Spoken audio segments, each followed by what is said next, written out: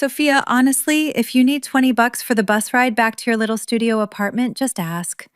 Do not embarrass Dad by begging at the table. Brad's voice was smooth, coated in that oily layer of condescension that always made my skin crawl. He tapped his silver fork against the rim of his crystal wine glass, the sharp ding silencing the entire dining room. My father, Marcus, looked down at his plate, refusing to meet my eyes. My mother, Bernice, just adjusted her pearls and offered a tight, apologetic smile to Brad, her son-in-law, as if I were an unruly pet that had just tracked mud onto the carpet. I sat there, gripping the linen napkin in my lap until my knuckles turned white. I am Sophia Williams, 38 years old, and in that moment, to them, I was nothing more than the family failure, the charity case, the daughter who disappeared for 15 years and came back with empty hands. Brad smirked, taking a sip of the vintage red wine I had brought, clearly unimpressed. What he did not know was that in exactly 12 hours, the dynamic in this room would shift so violently it would leave them breathless. I closed my eyes and pictured the moment that was coming. The moment when General Sterling, a man my father had worshipped for 20 years from afar, would walk through our front door. I imagined my father rushing to bow, my mother trembling in her best dress, and I imagined the general walking right past them, ignoring Brad's outstretched hand, marching straight up to me, snapping his heels together and saluting with the precision of a blade. "Good morning, Colonel Williams," he would say. The look on Brad's face when he realized the woman he offered bus fare to was the one signing his company's paychecks would be worth every second of this humiliation. Before I tell you how I destroyed my brother-in-law's ego and saved the United States government $2 billion in the process, let me know where you are watching from in the comments below. And if you have ever been the black sheep who was actually the shepherd in disguise, hit that like and subscribe button. This story is for you. My journey back to hell began 4 hours earlier. I was driving a dented, dust-covered 2015 Ford Taurus down the interstate toward the wealthy suburbs of Virginia. To the untrained eye, the car was a piece of junk. The paint was peeling on the bumper, and the muffler rattled just enough to sound pathetic. It was the perfect camouflage. Under the hood, the engine was a reinforced military-grade beast capable of outrunning a Porsche, and the windows were bulletproof glass rated to stop a sniper round. But my family did not need to know that. To them, this car was just proof that Sophia had failed. I checked my rearview mirror. No tail. Just the gray highway stretching out behind me. My encrypted phone sat in the passenger seat, silent for now. My official title at the Pentagon was Program Executive Officer, overseeing defense contracts. My clearance level was so high that if I told my father what I actually did, I would have to arrest him. To my family, however, I was just Sophia the dropout who left home at 23 and drifted around the world working odd jobs. They thought my time in Afghanistan was spent washing dishes in a mess hall, not coordinating drone strikes and negotiating with tribal warlords. I turned off the highway and navigated through the winding, tree-lined streets of the gated community my parents called home. The houses here were massive brick monstrosities with manicured lawns that looked like they were cut with nail scissors. It was the kind of neighborhood where people called the police if your car was too old or your music was too loud. I felt that familiar tightening in my chest, the ghost of the little girl who never felt good enough in this environment. As I pulled into the long paved driveway, I saw her, my mother, Bernice. She was standing on the front porch, arms crossed, wearing a floral dress that probably cost more than my first car. She was watching me approach with the same expression one might have when spotting a cockroach in a salad. I parked the Ford near the garage, the engine sputtering dramatically as I cut the ignition. I took a deep breath, steeling myself. Showtime, Sophia. I opened the door and stepped out, stretching my legs.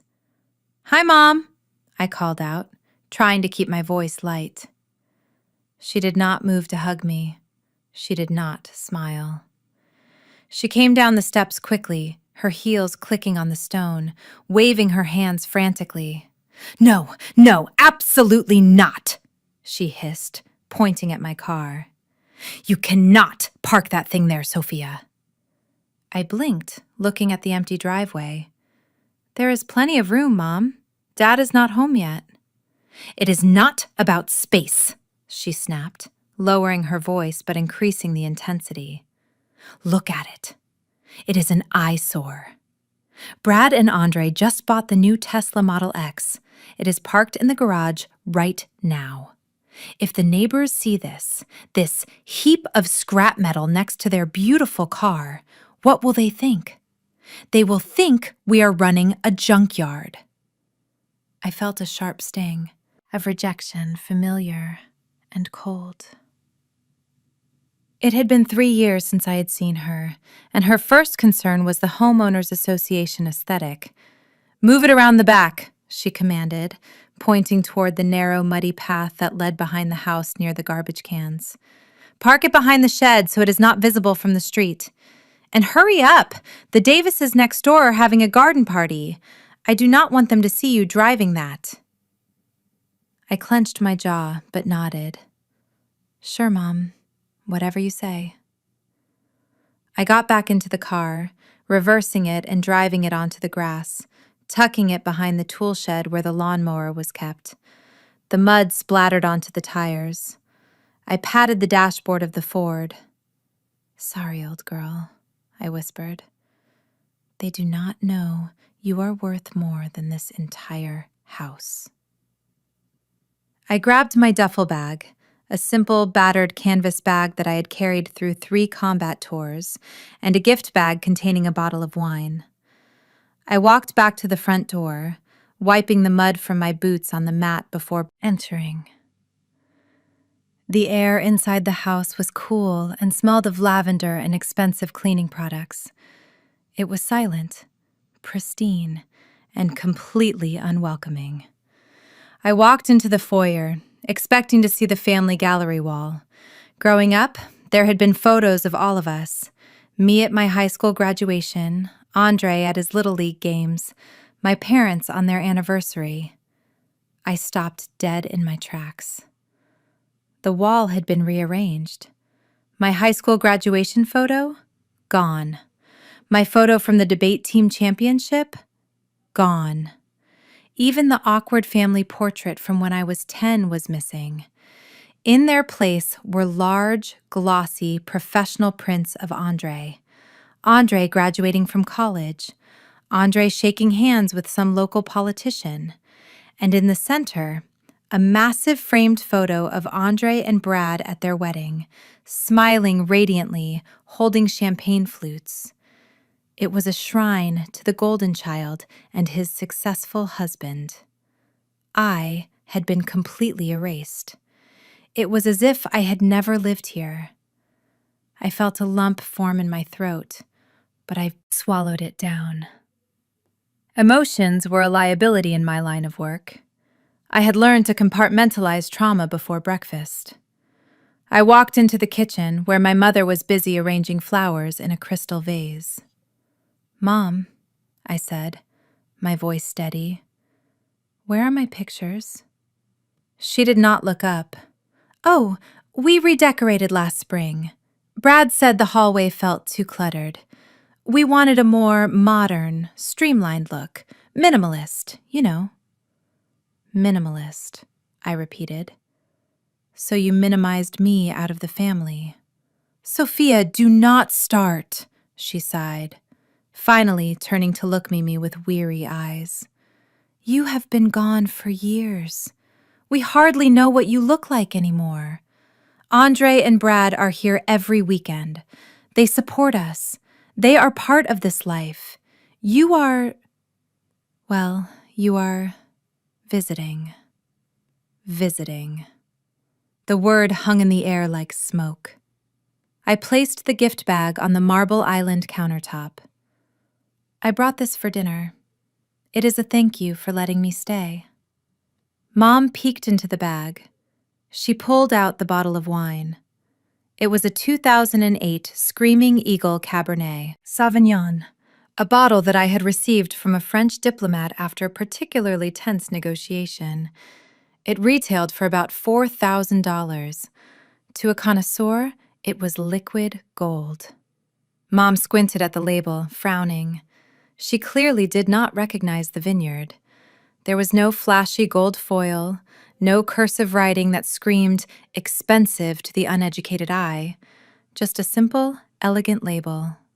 She let out a short, dismissive puff of air. "Oh, Sophia, that is sweet. But we are serving a specific pairing tonight. Brad bought a crate of wine from his country club. It is very high-end." She pushed the $4,000 bottle toward the edge of the counter near the spice rack. "We can use this for cooking, I suppose," she said, wiping her hands on a towel. "I am making a bolognese sauce for lunch tomorrow. It might be good for deglazing the pan if it is not too acidic, though usually cheap wine turns the sauce bitter." I stared at her, blinking slowly. Cooking wine. She wanted to use a Screaming Eagle for pasta sauce. "Actually, Mom," I started feeling a petty need to correct her. "That bottle is—" She cut me off with a wave of her hand. "Go wash up, Sophia, and please use the guest bathroom downstairs, not the master. And try to do something with your hair. It looks so severe. Brad and Andre will be back from the gym soon, and I want everyone to look presentable." I bit my tongue so hard I tasted copper. I picked up my bag and headed toward the stairs, but she stopped me again. "Not upstairs, Sophia." I turned around. "What? My room is upstairs?" "Not anymore," she said, turning back to her flowers.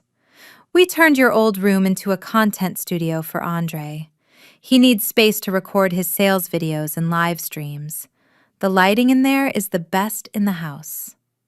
I felt my blood pressure rising. "So where am I sleeping?" "The storage room in the basement is finished," she said breezily. "We put a nice air mattress down there. It is private. Besides, you are used to roughing it, right? With whatever lifestyle you have been living out of. That car. The basement, next to the furnace and the old Christmas decorations." "Fine," I said, my voice dropping an octave. "The basement is fine." I walked down the narrow stairs to the lower level, the air getting cooler and damper with every step.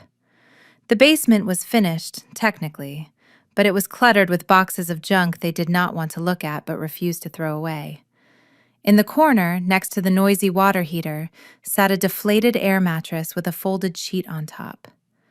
I dropped my bag on the concrete floor and sat down on the cold plastic of the mattress. I pulled out my secure BlackBerry from my pocket. It blinked with a red notification light. One new message from the Pentagon. Subject: Project Orion, Phase 4. Approval from General Sterling. Message: Colonel Williams, I need your eyes on the final budget assessment for Vanguard Systems before I sign off. I am coming to verify the leadership personally. I will see you tomorrow at 0800 hours. Do not blow your cover until I get there. I looked at the screen, a small smile finally touching my lips. Vanguard Systems, my father's employer, and Brad's new major client. They were begging for a government contract that would save their company from bankruptcy. A contract that was currently sitting in my inbox, waiting for my digital signature. I typed back a quick reply. Copy that, General. The leadership is unstable. See you at 0800. I lay back on the deflated mattress, staring at the exposed pipes in the ceiling. Upstairs, I heard the front door open. Booming laughter echoed through the vents. "Honey, we are home!" I heard Brad shout. "Did the stray cat make it in yet?"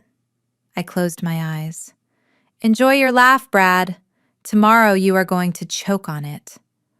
The stray cat just happens to be holding the keys to your entire future. And right now, I am feeling very, very petty. The smell of roasted garlic and rosemary pulled me out of the basement dampness and back into the reality of the house that had never felt like a home. I walked up the stairs, smoothing down the front of my simple black sweater, trying to compose my face into a mask of neutral politeness. Dinner was mandatory.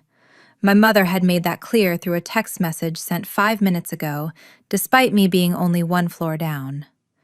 Do not be late, and do not wear those combat boots in my dining room.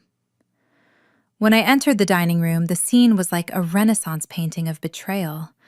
The crystal chandelier was dimmed to a warm glow, casting long shadows across the table set with the good china.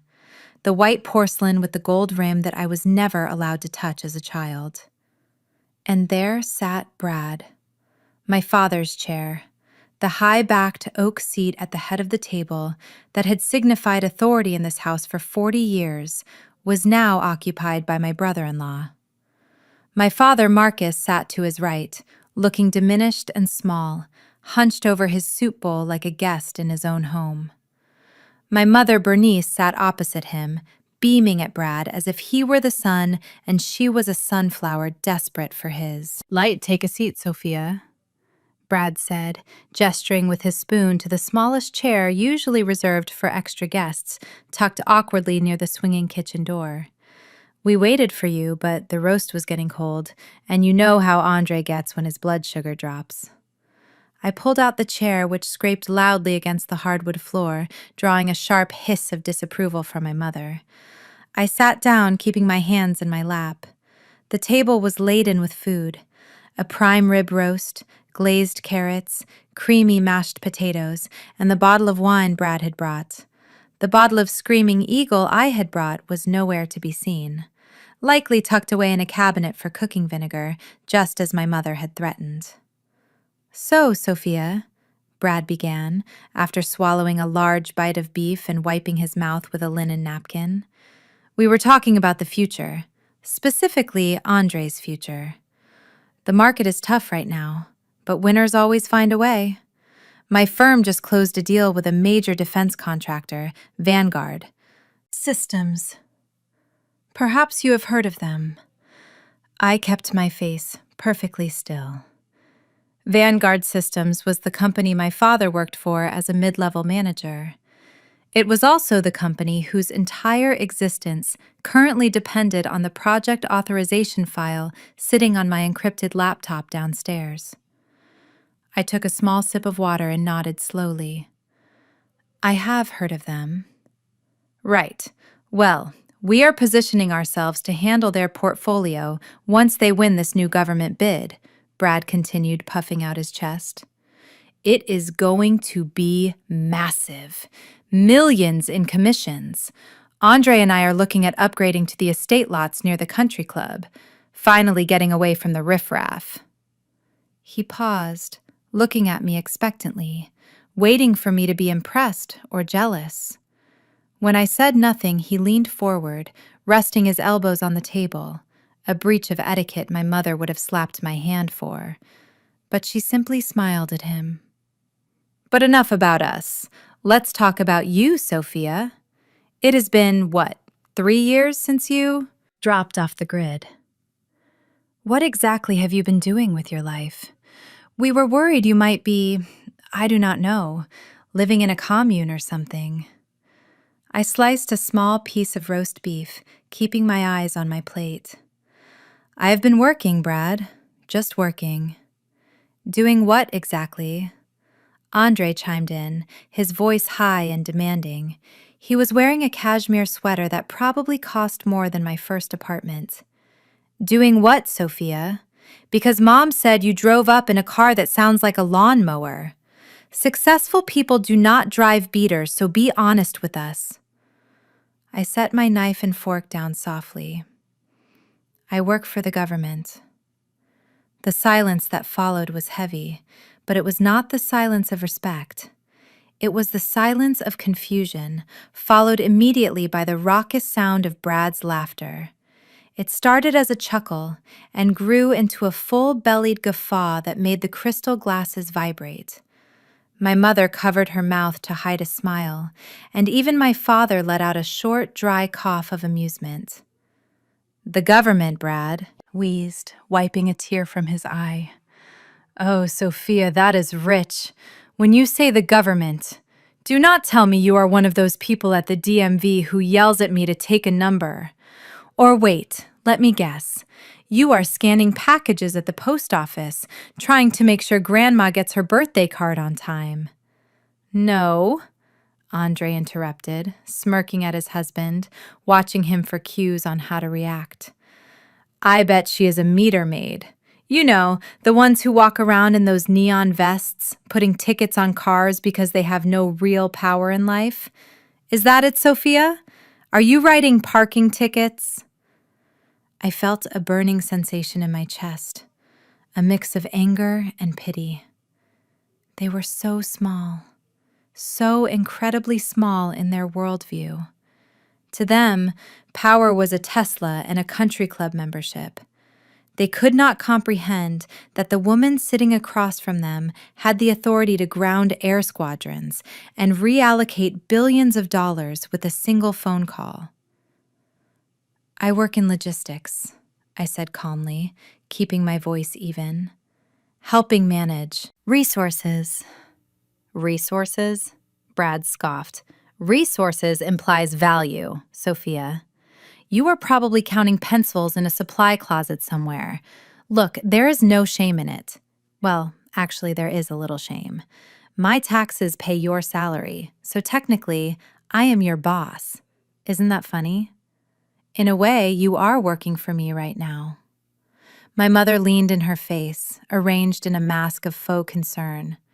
"Sophia, honey, if you are struggling, you can tell us. We know the government does not pay well, especially for entry-level positions without a college degree. We just want you to be stable." "I do have a degree, Mom," I said quietly. "I have two, actually.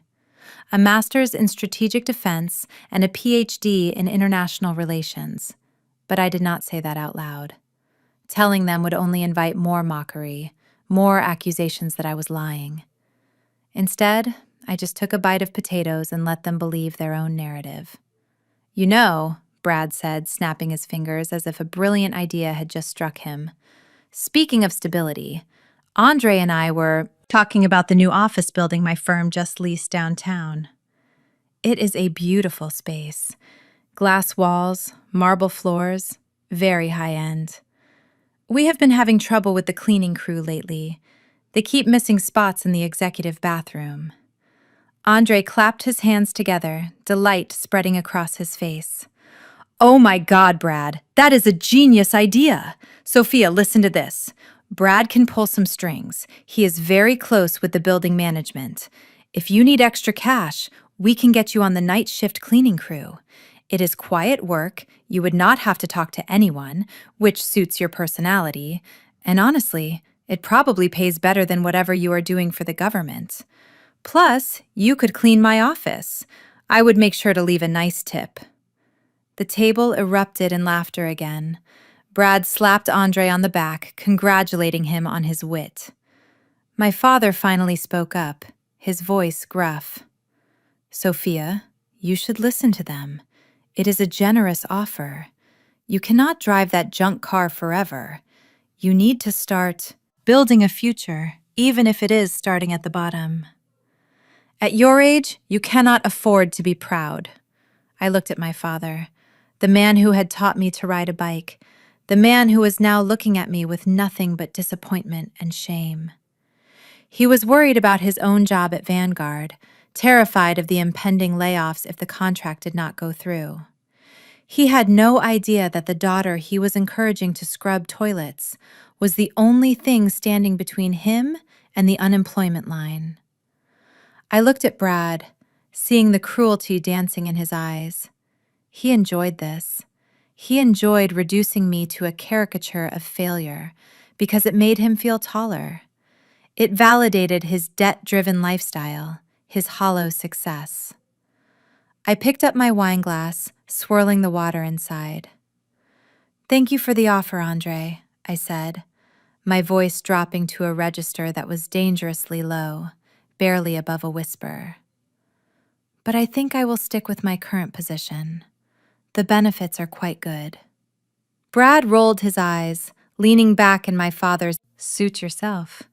But do not come crying to us when the government shuts down and you are out on the street." "We tried to help Bernice. You saw us try, right?" "We are saints, honestly."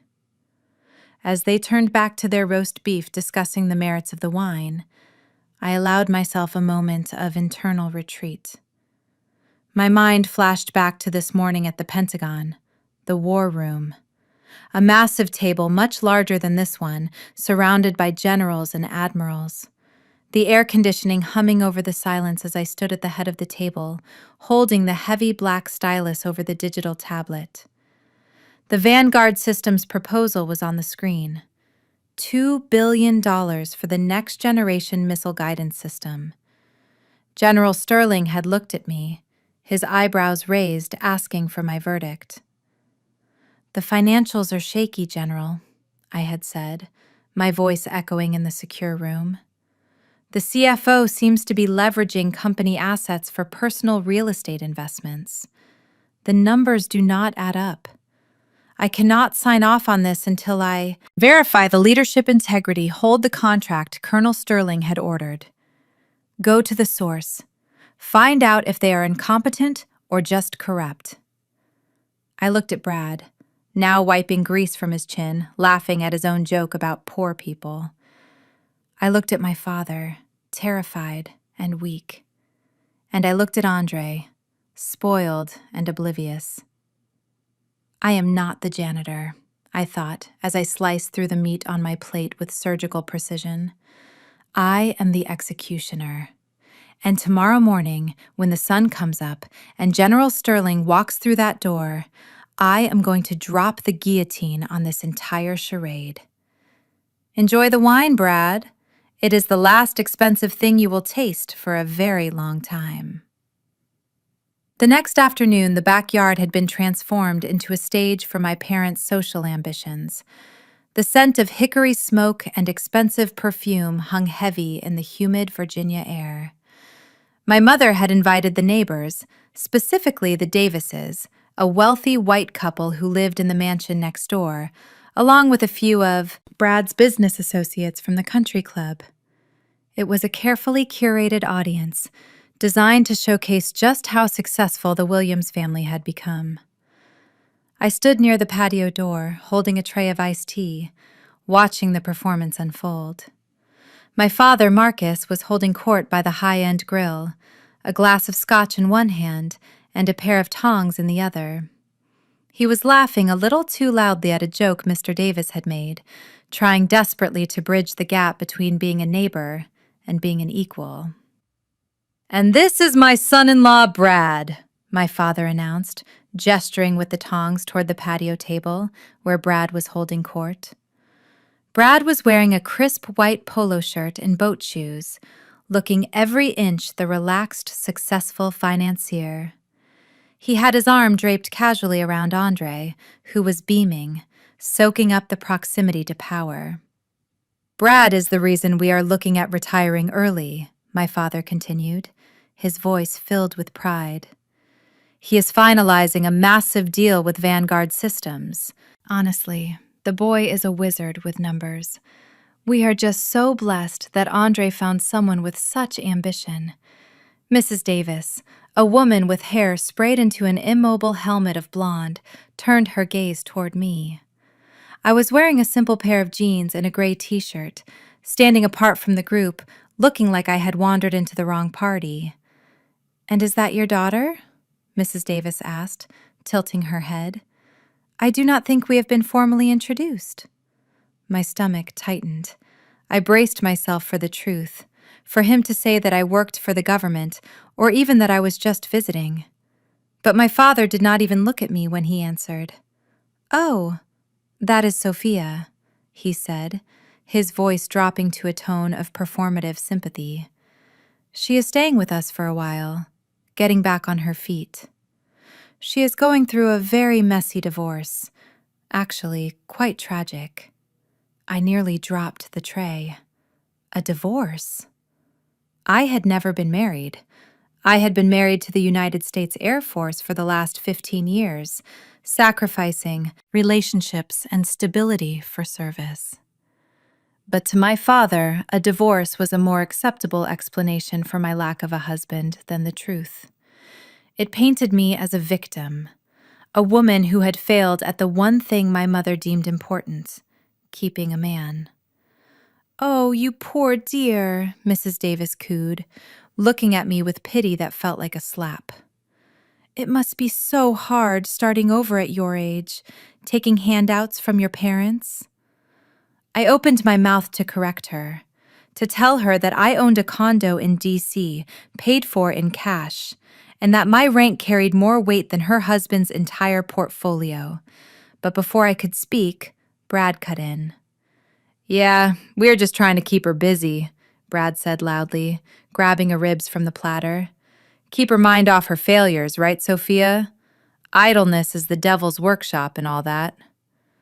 The group laughed, a polite ripple of amusement at my expense.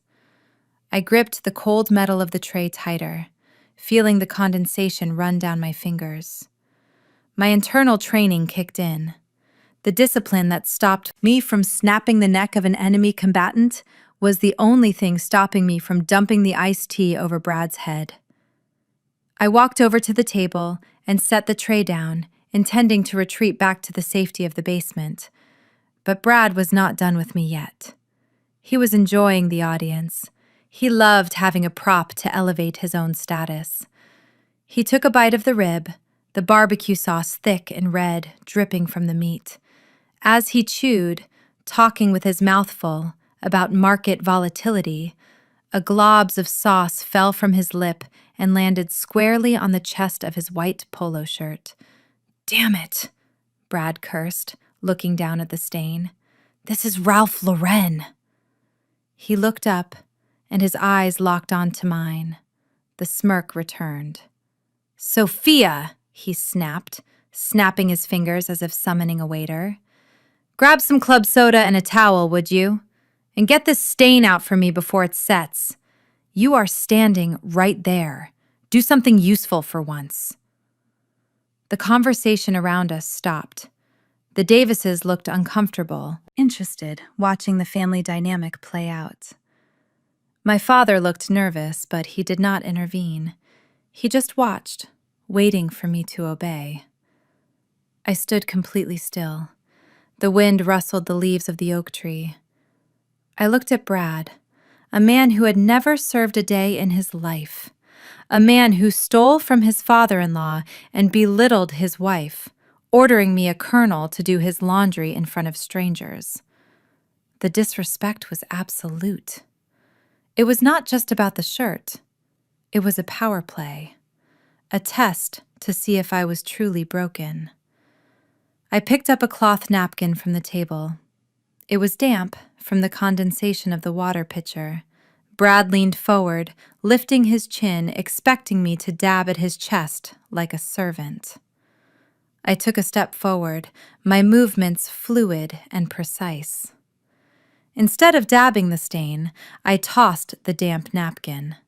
It flew through the air and landed with a wet, heavy thud directly on his face, covering his eyes and nose. "Clean it yourself, Brad," I said, my voice low but carrying perfectly across the silent patio. Turned on my heel and walked toward the sliding glass door.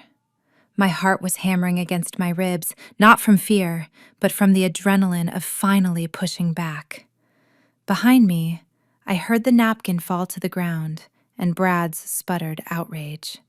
"You see?" my father hissed to the guests, apologizing profusely. "She is unstable.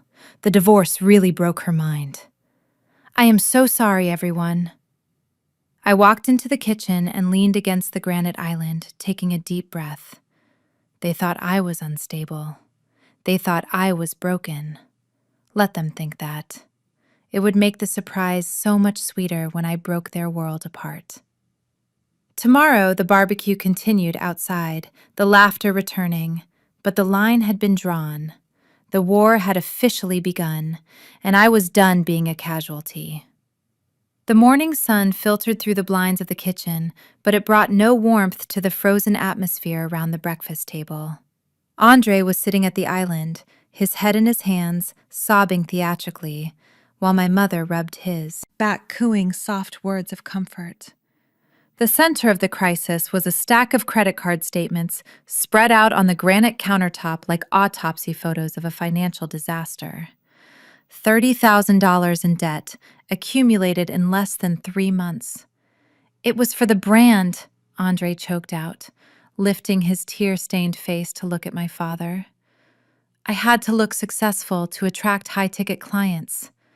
Dad, you understand, right? The suits, the camera lenses, the business lunches. It was an investment. My father. Marcus sighed heavily, leaning against the refrigerator, rubbing his temples. He looked aged and tired, the stress of the impending Vanguard deal clearly weighing on him. But instead of disciplining his 34-year-old son for reckless spending, he turned his gaze toward me. I was standing by the coffee machine, quietly brewing a cup of black coffee, trying to make myself invisible. $30,000, my father repeated. Then he looked at Brad, who was pacing the kitchen floor, checking his watch. Brad stopped pacing and fixed me with a glare that could peel paint. "This is a disaster," Brad hissed. "If this debt hits the credit bureaus, it tanks Andre's score. Since we are co-signers on the Tesla and the house lease, it hits my score too. Do you know what happens if my credit score drops below 700, Sophia? The Vanguard background check fails.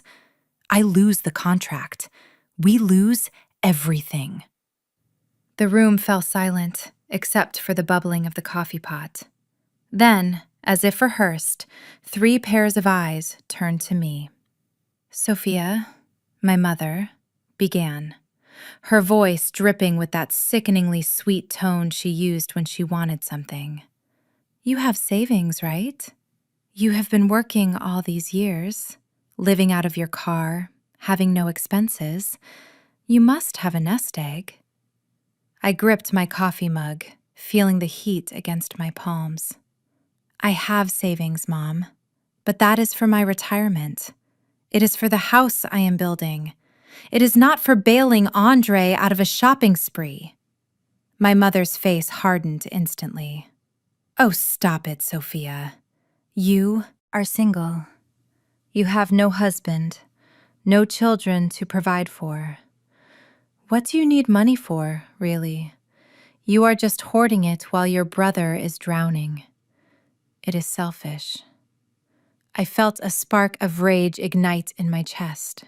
"Selfish?" I asked, turning to face them. "I have been on my own since I was 23. I have never asked you for a dime. Andre is a grown man. If he wants to play business tycoon, he needs to pay for it." My father slammed his hand down on the island, the sound cracking like a whip. "Shut up, Sophia! Just shut up!" He pointed a shaking finger at me. "You ungrateful child. We put a roof over your head this weekend. We fed you, and this is how you repay us. By watching your brother ruin his life over a meaningless sum of money." "Meaningless?" I laughed bitterly.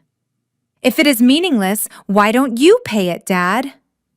"Because my liquidity is tied up in the company's stock until the merger happens," Brad cut in, stepping into my personal space, looming over me, using his height to intimidate. "You are the only one with cash on here. Hand, Sophia. And you are going to give it to us. Because if I lose this security clearance because of bad credit, I will make sure you never step foot in this house again." He pulled a folded document from his briefcase. It was a loan agreement, but not a standard one. I glanced at the text. It was a promissory note transferring $30,000 from my personal account to a joint account held by Brad and Andre, effectively labeling it as a gift with no legal requirement for repayment. "Sign it," Brad commanded, sliding a pen across the counter. "Transfer the funds by noon." I looked at the document, then at my family. My mother looked expectant, my father looked angry, and Andre looked smug, wiping his eyes, knowing he had won once again. They were not asking. They were looting. They saw me as nothing more than a resource to be harvested, a piggy bank to be smashed open so the golden child could keep playing pretend. I took a deep breath, letting the silence stretch. I reached into the pocket of my jeans, but I did not reach for my phone. I reached for my own pen. It was a sleek silver ballpoint, standard issue for field operatives working in hostile territories. The ink inside was a chemically unstable compound designed to oxidize and vanish completely within 48 hours of contact with paper, leaving no trace that a signature ever existed. I picked up the document, my face a mask of defeat. "Fine," I said, keeping my voice trembling slightly just to sell the performance. "I will do it. But this is the last time. Do not ask me for anything else." I uncapped my silver pen and pressed the tip to the paper. The ink flowed dark and permanent looking. I signed my name, Sophia Williams, with a flourish right on the bottom line. My mother let out a breath of relief, clapping her hands together. "Thank you, Jesus." She rushed over to hug Andre. "See, baby? I told you it would work out. Your sister finally did the right thing." Brad snatched the paper from under my hand, checking the signature. He smirked, rolling the pen, document up and tapping it against his palm. "Smart choice, Sophia. You just bought yourself a ticket to stay for dinner tonight. Now go to the bank and wire the funds. I want to see the confirmation number before lunch." I capped my pen and slipped it back into my pocket. "I will handle the transfer," I said, turning back to my coffee.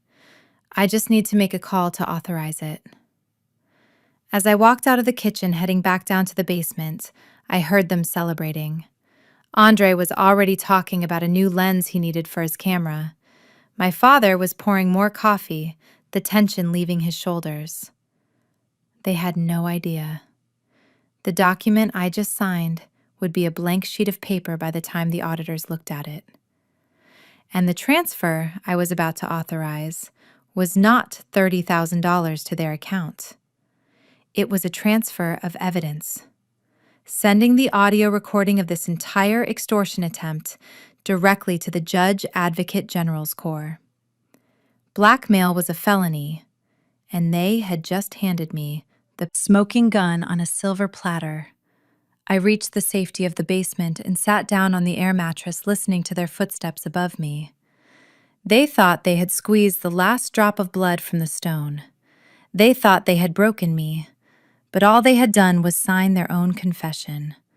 And tomorrow, when the ink faded, so would their future. The afternoon sun was beginning to dip, casting long shadows across the living room floor, where my father had set up a makeshift workspace. The dining table was covered in blueprints and thick binders stamped with the Vanguard Systems logo and bold red letters that read, "Confidential, proprietary information." I was walking through the room on my way to the kitchen to refill my water bottle when I saw it. My father was in the backyard, arguing on the phone with a supplier, leaving the documents unattended. A breach of protocol so severe that if I were in my office at the Pentagon, I would have had his security clearance revoked immediately.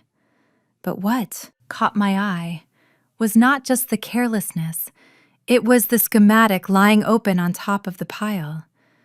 It was the design for the primary thruster assembly of the Orion missile system, the very system I was responsible for evaluating. I stopped and leaned in closer, squinting at the complex web of lines and calculations.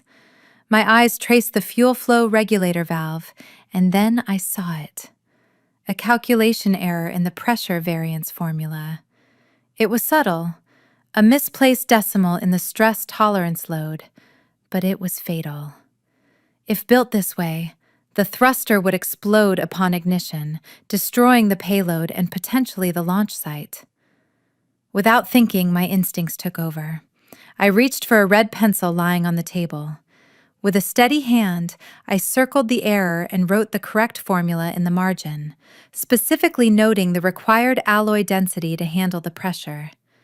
It was reflex, pure and simple, correcting a mistake that could cost lives. "Hey, what do you think you are doing?" The voice boomed from the hallway, startling me. I looked up to see Brad storming into the room, his face twisted in a mixture of horror and rage.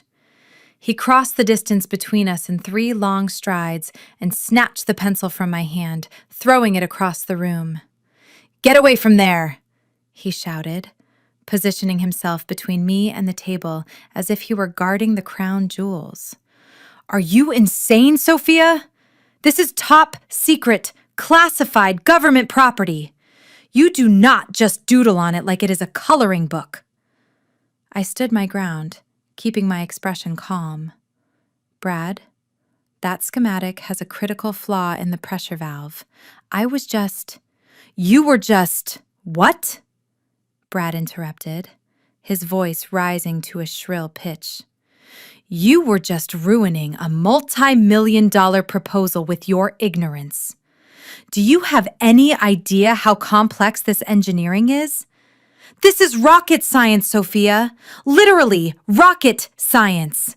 Not whatever basic arithmetic you use to count change at your job."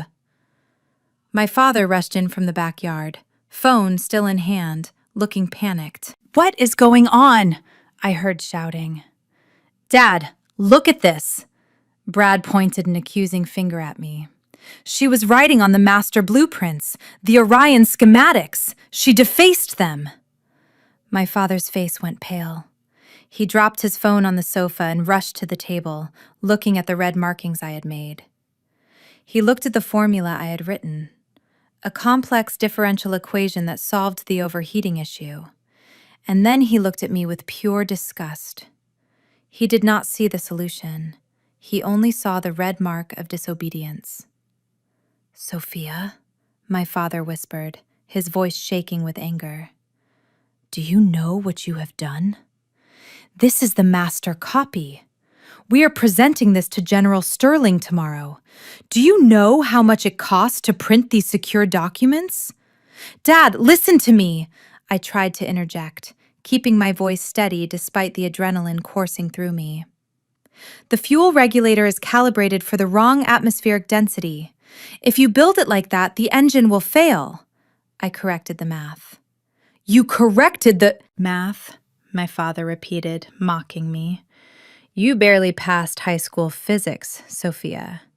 You have been unemployed for years, living out of a car, and now you think you know more than the top engineers at Vanguard Systems?" He grabbed the blueprint, the paper crinkling in his fist, and ripped the page right down the middle, right through the solution I had provided. "You stupid girl," he spat, throwing the torn pieces into the trash can by the door. "You just cost me hours of work. I have to tape this back together and pray the scanner can fix it before the meeting. Get out. Get out of my sight before I lose my temper completely." Brad was smirking behind him, enjoying the show. "I told you, Marcus. She is jealous. She wants to sabotage you because she cannot stand seeing us succeed. It is pathetic, really." I looked at the torn paper in the trash can. The only viable solution to their engineering problem was now sitting among the coffee grounds and old receipts. My father had literally thrown away his victory. I took a deep breath, smoothing down my shirt. I was just trying to help Dad, I said quietly. Help, my father scoffed, turning his back on me to frantically examine the rest of the documents.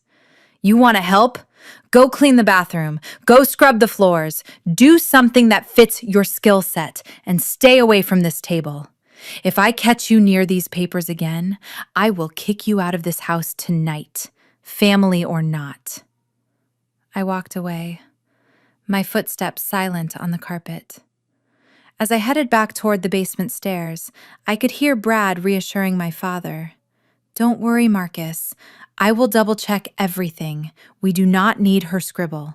The engineers know what they are doing. She is just looking for attention. I closed the basement door behind me, shutting out their voices. I sat down on the edge of the air mattress and stared at the concrete wall. A dry, humorless laugh escaped my lips. My father had just torn up the only thing that could have saved his career. The engineers at Vanguard were good, but they were overworked, and under pressure, they had missed that decimal point. I had seen it because I had spent the last 10 years studying every failure and success in ballistics technology. I reached for my secure phone but stopped myself. No, I would not call Captain Miller to fix this for them. Let them present the flawed design. Let General Sterling see exactly what kind of incompetence Vanguard Systems was bringing to the table. My father thought he was protecting his work from a failure. In reality, he had just ensured it. Tomorrow, when he unrolled that taped-up schematic in front of the general, he would be presenting a bomb, and he would have no one to blame but himself. I lay back on the pillow, listening to the muffled sounds of them taping the paper back together upstairs, hoping they could hide the red marks. I closed my eyes and visualized the explosion that would happen in the conference room tomorrow. Not a literal fire, but the destruction of their egos. It was going to be spectacular. And for the first time since arriving, I felt a sense of peace. The trap was set, and they had walked right into it, dragging me along as the witness to their own demise. The evening air in the house was stifling, thick with the tension that had been brewing since the blueprint incident. I retreated to the living room, hoping to find my purse and disappear back into the basement, but as I rounded the corner, I stopped dead in my tracks. Brad was standing by the coffee table, and he had my canvas duffel bag open. He was rifling through it, his hands digging past my folded clothes and my toiletries kit with zero respect for my privacy. My heart hammered against my ribs, not out of fear, but out of a sharp, protective instinct deeper than anger. That bag had been with me in Kabul. It had sat on the floor of transport planes and Humvees. It contained the few personal items I held sacred. "What do you think you are doing?" I asked, my voice cutting through the quiet of the room. Brad jumped slightly, but he recovered instantly, pulling his hand out of the bag. He was holding my wallet. He didn't look guilty. Instead, he looked annoyed, as if I had inconvenienced him by catching him in the act. "I was looking for cash," Brad said, shrugging his shoulders as he flipped my wallet open. "I need to tip the delivery driver for the pizza we ordered, and I only have hundreds. I figured, since we are letting you stay here for free, the least you could do is contribute a few singles." He began pulling cards out of the slots, tossing my library card and my Metro Pass onto the table with a sneer. Then he froze. His fingers stopped on a plain white card tucked in the back flap. It was my common access card, my CAC, the standard issue identification for Department of Defense personnel. To a civilian, it looks unimpressive, just a white plastic card with a small photo, a smart chip, and a lot of barcodes. It does not look like a movie prop. It looks bureaucratic. Brad pulled it out, holding it up to the light like he was inspecting a counterfeit bill. A slow, cruel smile spread across his face. Well, well, well, he chuckled, turning the card over in his fingers. What do we have here? Department of Defense, United States Air Force. He looked at the photo, then at me, then back at the card, pushing a laugh through his nose. This is cute, Sophia. Really cute. Put it back, Brad, I said, stepping forward. My hands were clenched into fists at my sides. That is government property. Government property, he mocked, stepping back just out of my reach. You mean this little piece of plastic? You printed this at home, didn't you? I have seen these online. People buy them to get 10% off at Home Depot or to get free checked bags at the airport. He walked over to my mother, who was sitting on the sofa, flipping through a magazine. Look at this, Bernice. Your daughter is not just a failure, she is a fraud. She is walking around with a fake military ID, pretending to be an officer. Look, it says rank colonel. That stands for colonel, right? My mother glanced at the card and sighed, shaking her head. Oh, Sophia, I knew you were desperate for attention, but this is a new low. Stolen valor? Is that what they call it? Pretending to be a soldier when you are not? It is disrespectful to the real heroes, like Brad's father, who served in the reserves. I felt the blood pulsing in my ears. They were so confident in their ignorance, so arrogant in their assessment of my worth. They looked at a colonel and saw a con artist, because their worldview could not accept a reality where I was successful. Give me the card, Brad, I said, my voice dropping to a command tone I did not use often with civilians. That is a federal identification credential. You are unauthorized to handle it. Unauthorized? He mimicked, making a scared face. You are going to arrest me, Sophia? With what? Your imaginary army? He looked at the card again, his expression turning dark. You know this is actually a crime, right? Impersonating an officer? If you get pulled over and a cop sees this, you could go to jail.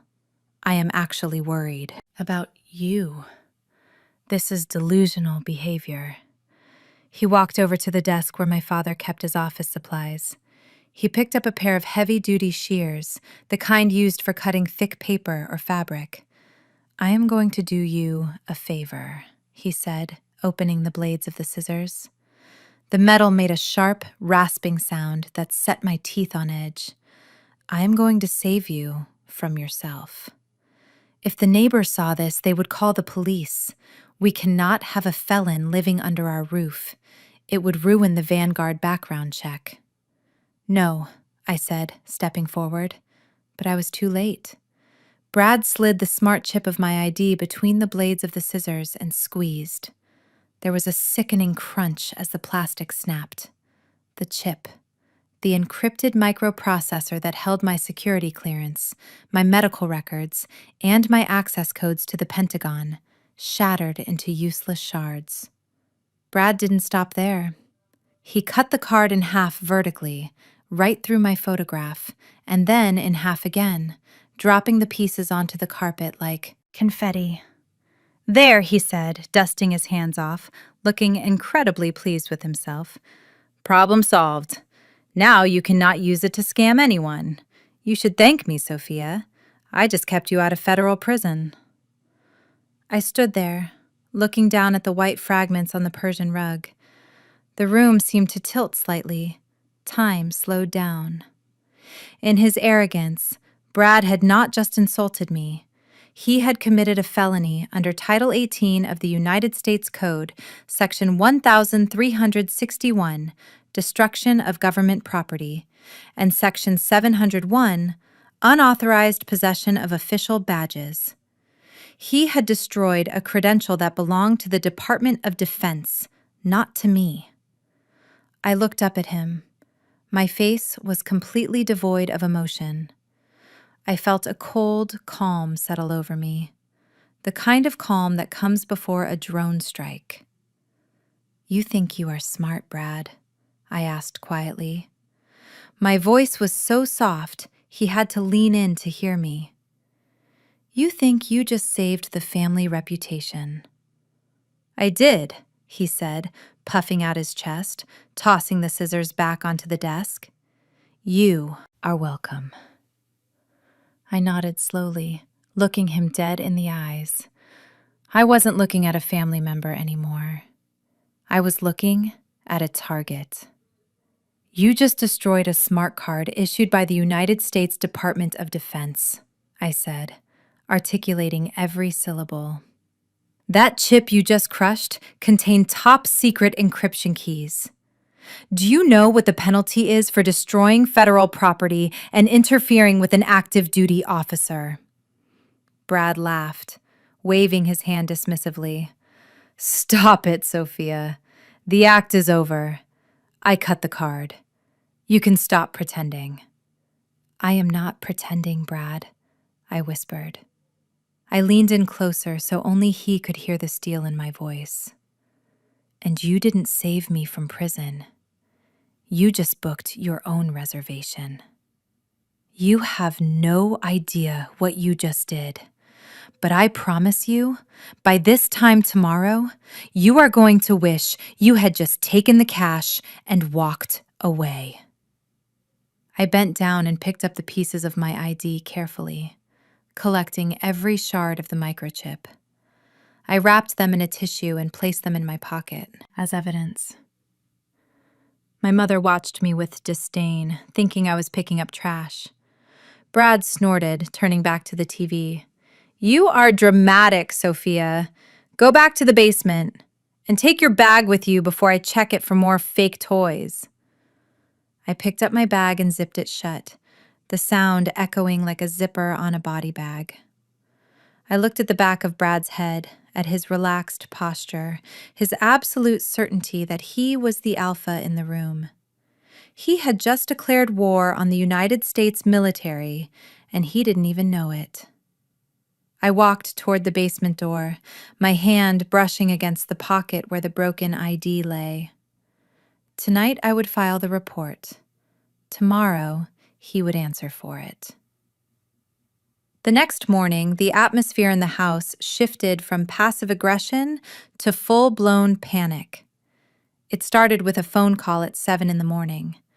My father answered it in the kitchen, dropping a carton of eggs in the process. The yolk splattered across the tile floor, but he did not even notice. His face went from pale to a sickly shade of gray as he stammered into the receiver. "Yes, General. Of course, General. We would be honored, absolutely honored. 7 o'clock implies perfect." He hung up the phone and looked at us like he had just seen a ghost. "General Sterling is coming here. Tonight. Personally. Before the signing ceremony tomorrow. He wants to have a private, informal dinner with the key stakeholders to gauge our family values." Chaos erupted instantly. It was a frenzy of superficial perfectionism. My mother, Bernice, began screaming orders like a drill sergeant, but without the tactical logic. She made Andre hide all his gaming equipment in the attic, claiming it looked childish. She ordered the landscapers to come back and recut the grass, which had been cut yesterday, because she saw a single dandelion near the mailbox.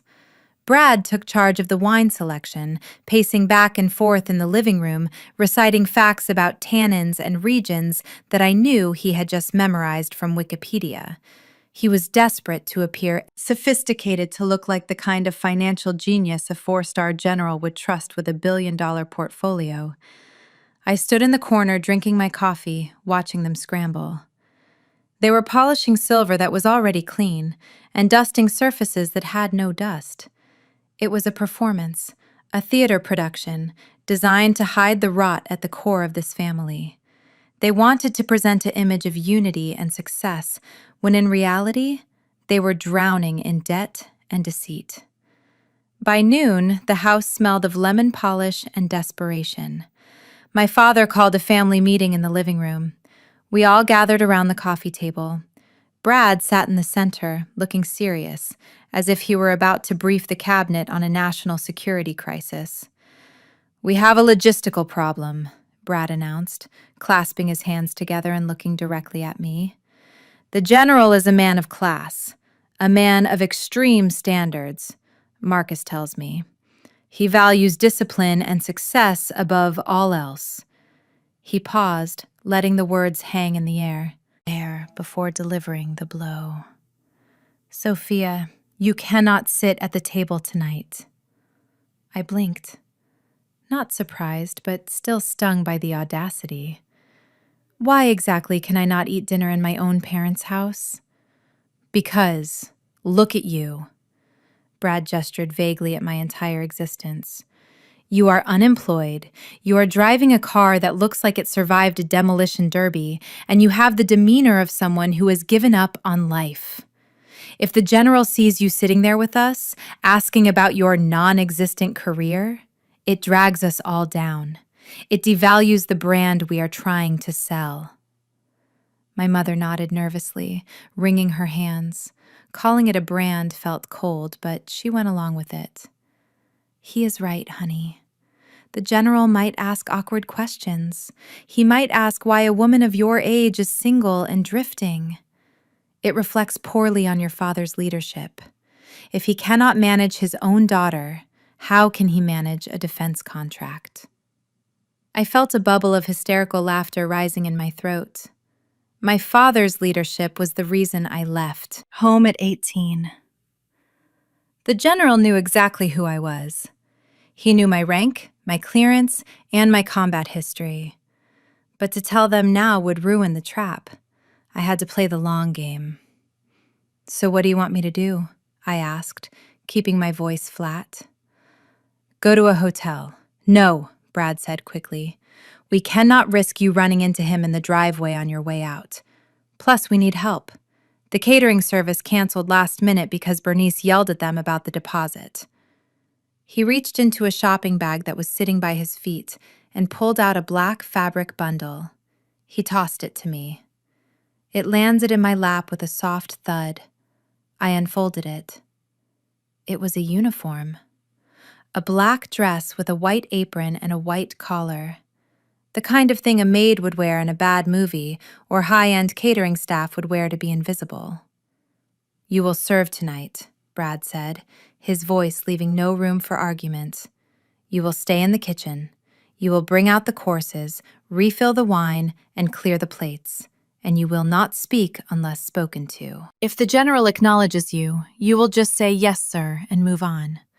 Do not try to engage him in conversation. Do not try to be charming. Just be invisible." I looked at the uniform in my hands. It was cheap polyester, rough against my fingertips.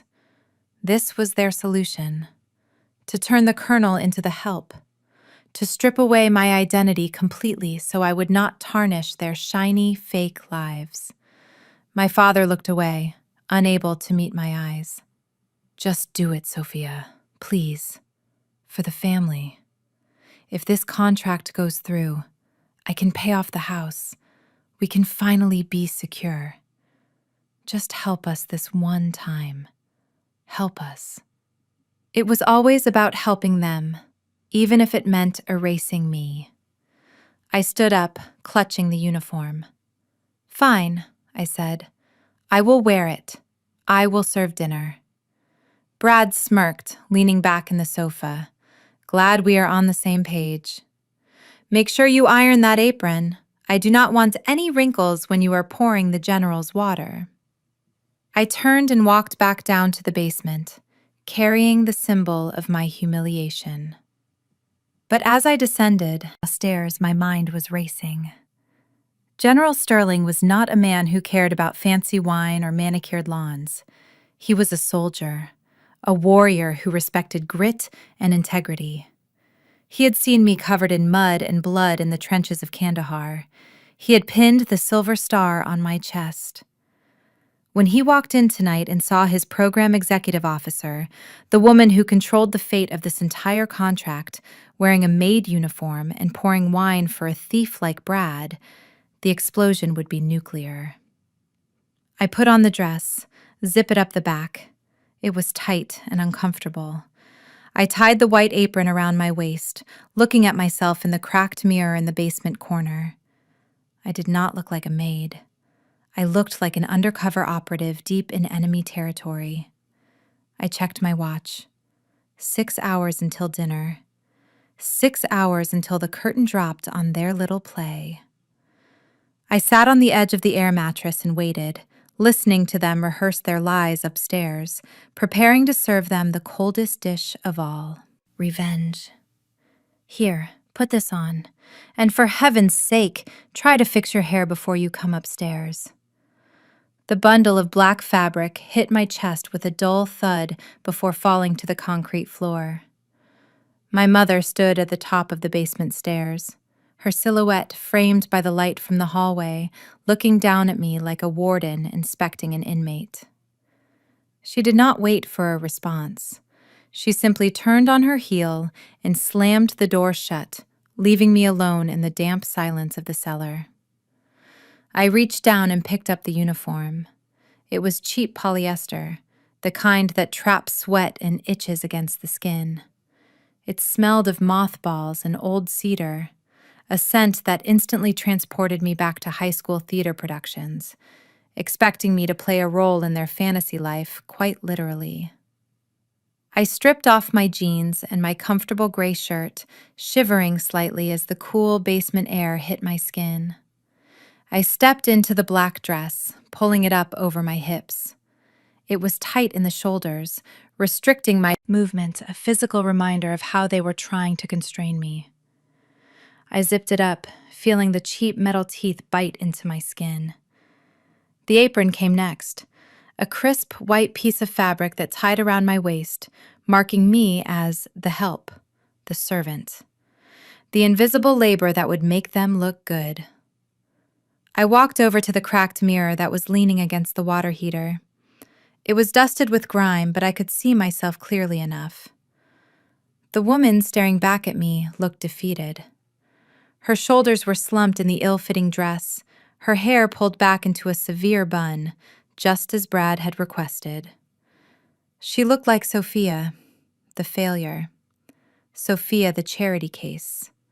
Sophia, who needed to be hidden away in the kitchen. I stared into my own eyes in the reflection, and for a moment, the basement walls seemed to dissolve. The smell of mildew and mothballs vanished, replaced by the stinging scent of jet fuel and burning sand.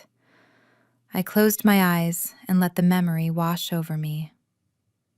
Kandahar Airfield, 2 years ago. Heat was oppressive, a physical weight that pressed down on your lungs like a heavy blanket.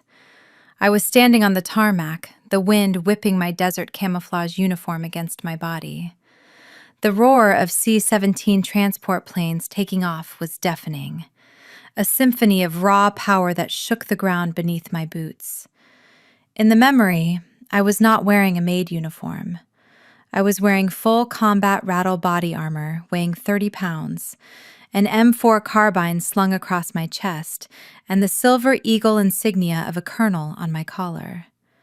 I stood tall, surrounded by 2,000 Marines and airmen. I remembered the feeling of absolute clarity as I briefed the squadron commanders on the extraction mission. I remembered the way seasoned warfighters, men twice my size, looked at me. Not with pity, not with contempt, but with absolute, unwavering respect. When I spoke, they listened. When I gave an order, they moved without hesitation. "Colonel Williams on deck!" a sergeant had shouted, and the entire room had snapped to attention. A sea of salutes, crisp and synchronized. "Ma'am, the drop zone is hot," a pilot had told me, his voice crackling over the radio. "Hold the line, Captain," I had replied, my voice steady amidst the chaos. "I am routing air support to your vector. Now hold the line." I opened my eyes, snapping back to the present. The tarmac was gone. The roar of the jets was replaced by the dripping of a leaky pipe in the corner. The heavy armor was gone, replaced by the flimsy polyester of a maid's dress. The contrast was so sharp it almost made me laugh out loud. Upstairs, my brother-in-law Brad was worried I would embarrass him by dropping a fork. In the real world, I held the authority to drop a payload that could level a city block. And yet here I was, playing dress-up to soothe their fragile egos. But the woman in the mirror changed as I looked at her. The slumped shoulders straightened, the chin lifted. The eyes that had looked defeated a moment ago now burned with a cold, calculated intensity. I was not Sophia the maid. I was Colonel Sophia Williams, operating deep undercover in hostile territory. And this uniform, it was not a symbol of my submission. It was my camouflage. I walked over to my duffel bag and reached into the hidden lining. My fingers brushed against a small, hard case. I pulled it out and opened it. Inside, nestled in custom-cut foam, was a tiny flesh-colored device no larger than a grain of rice. It was a sub-vocal communications earpiece, encrypted on a frequency that did not exist on civilian bands. I inserted the device into my right ear. It was practically invisible, vanishing into the canal. I tapped it once to activate it, hearing the familiar low hum of the connection establishing. The link was live. "Eagle is in position," I whispered. My lips barely moved, but the sensitive microphone picked up the vibration from my jawbone. A split second later, a voice responded in my ear, crystal clear and reassuring. It was Special Agent Miller from the Diplomatic Security Service, the lead on my protection. "Detail. Copy that, Eagle. We have eyes on the perimeter. The target vehicle is 5 minutes out. General Sterling is in the lead car. We have secured the perimeter of the house. Your father just walked out to the driveway, looking very nervous." "Hold position, Miller," I said, smoothing down the white apron with my hands. "Let the general enter. Let the dinner proceed.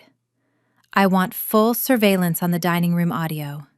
If Brad or my father admits to the financial fraud, I want it recorded on the official transcript."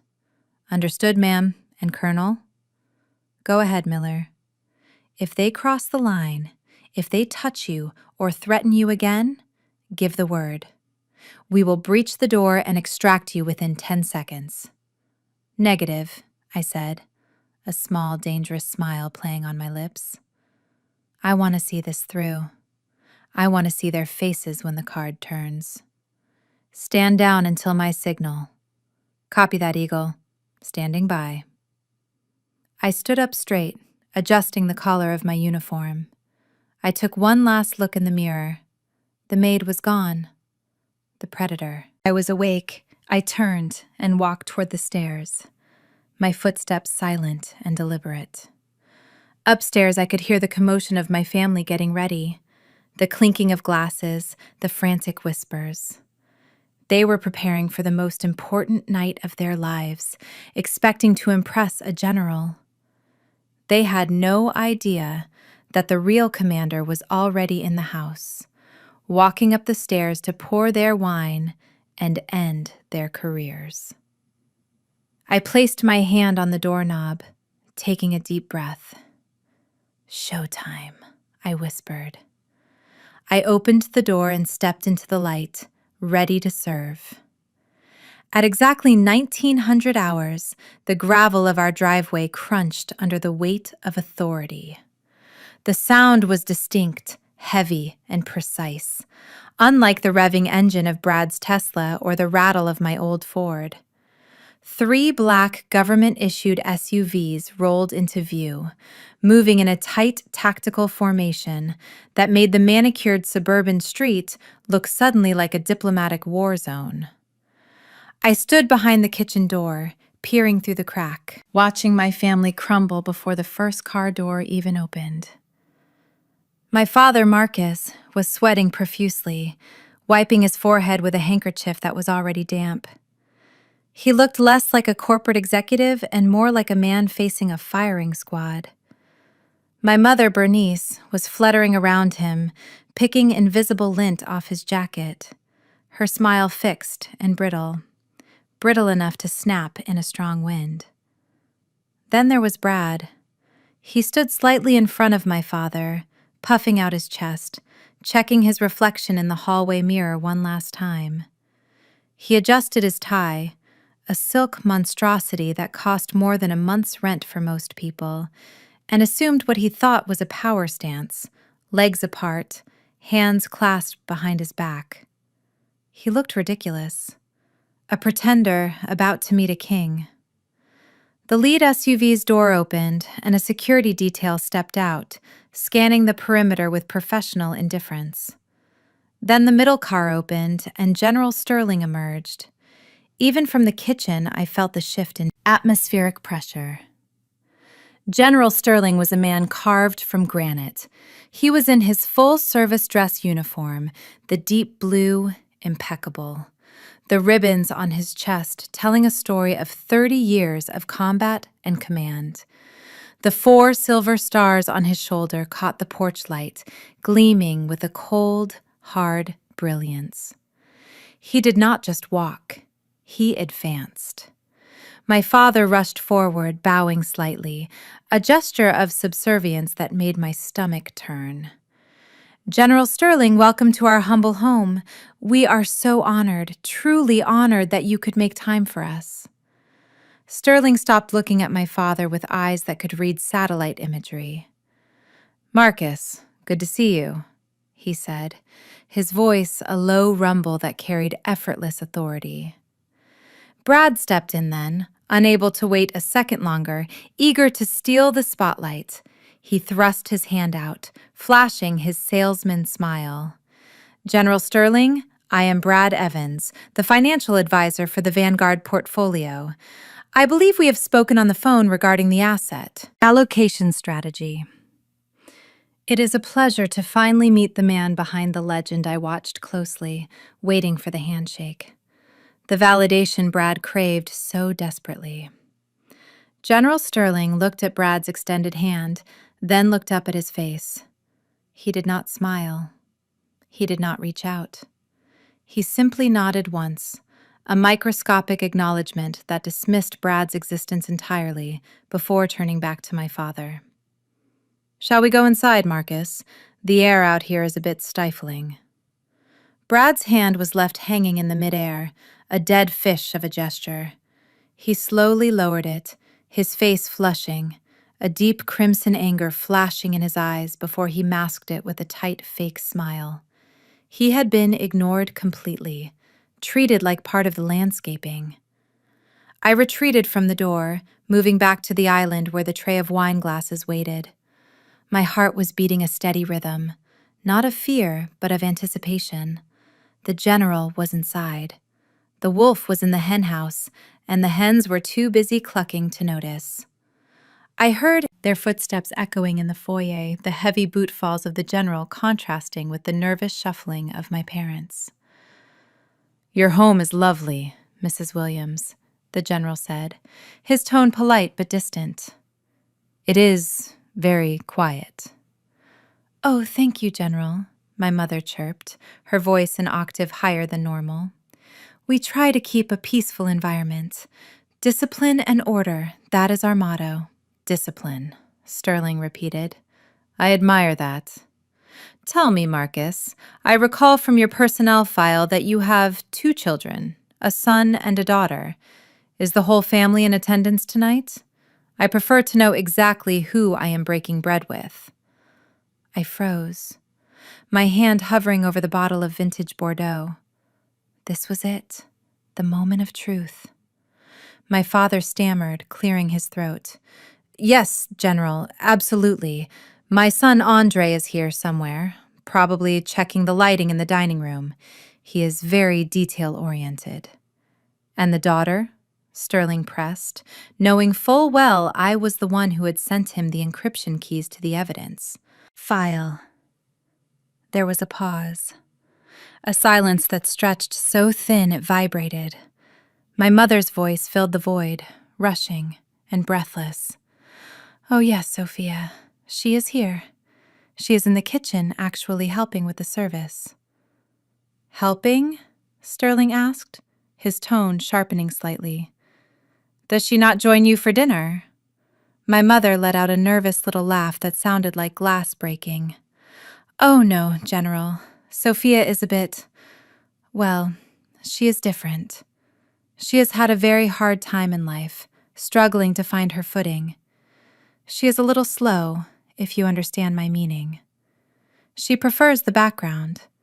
The complexity of adult conversation can be overwhelming for her, so we find it best to give her simple tasks. It keeps her calm." I gripped the neck of the wine bottle so hard, I thought the glass might shatter simply from the force of my rage. Slow, overwhelming, simple tasks. She had just described a colonel in the United States Air Force, a woman with a PhD and top-secret clearance as a mental invalid to save her own social standing. I took a deep breath, exhaling slowly through my nose. This was good. This was fuel. I wanted the general to hear this.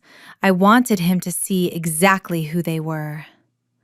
I picked up the heavy silver tray balancing 6 crystal glasses and the open bottle of wine. I smoothed down the front of my white apron and pushed open the swinging kitchen door.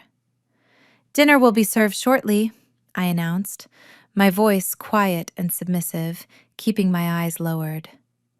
I walked into the living room. The general was standing by the fireplace, his back to me, looking at the family photos on the mantel. The photos that only showed Andre. My parents and Brad were standing near the sofa, watching him like hawks. At the sound of my voice, General Sterling turned around. "Ah, here is the help," Brad announced loudly, snapping his fingers. "Sophia, bring the general a glass of the red, and try not to spill it this time." General Sterling looked at me. His eyes widened. The recognition was instant and absolute. He took a step forward, mouth opening slightly, his right hand twitching at his side, instinctively starting the motion of a salute. "Colonel," he began, the word forming on his lips. I locked eyes with him. I did not blink. I did not smile. I stared straight into his pupils and gave the slightest, almost imperceptible shake of my head. My eyes widened just a fraction, signaling him with the intensity of a battlefield command, "Stand down." The general froze. He was a master tactician. He processed the scene in a microsecond. The maid uniform, the humiliating command from the son-in-law, the lies about my mental state.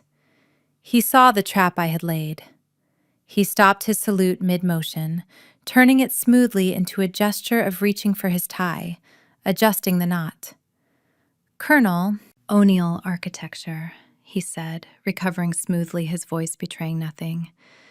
"Is this a colonial-style home, Mrs. Williams?" "It is quite distinctive." My father let out a breath he didn't know he was holding, oblivious to the near miss. "Yes, General, early colonial revival. We have renovated it extensively." General Sterling turned back to me, taking the glass of wine from my tray. His hand brushed mine, and for a brief second, he squeezed my fingers, a silent message of solidarity and suppressed fury. "Thank you," he said to me, his voice thick with meaning. "Thank you for your service tonight, young lady."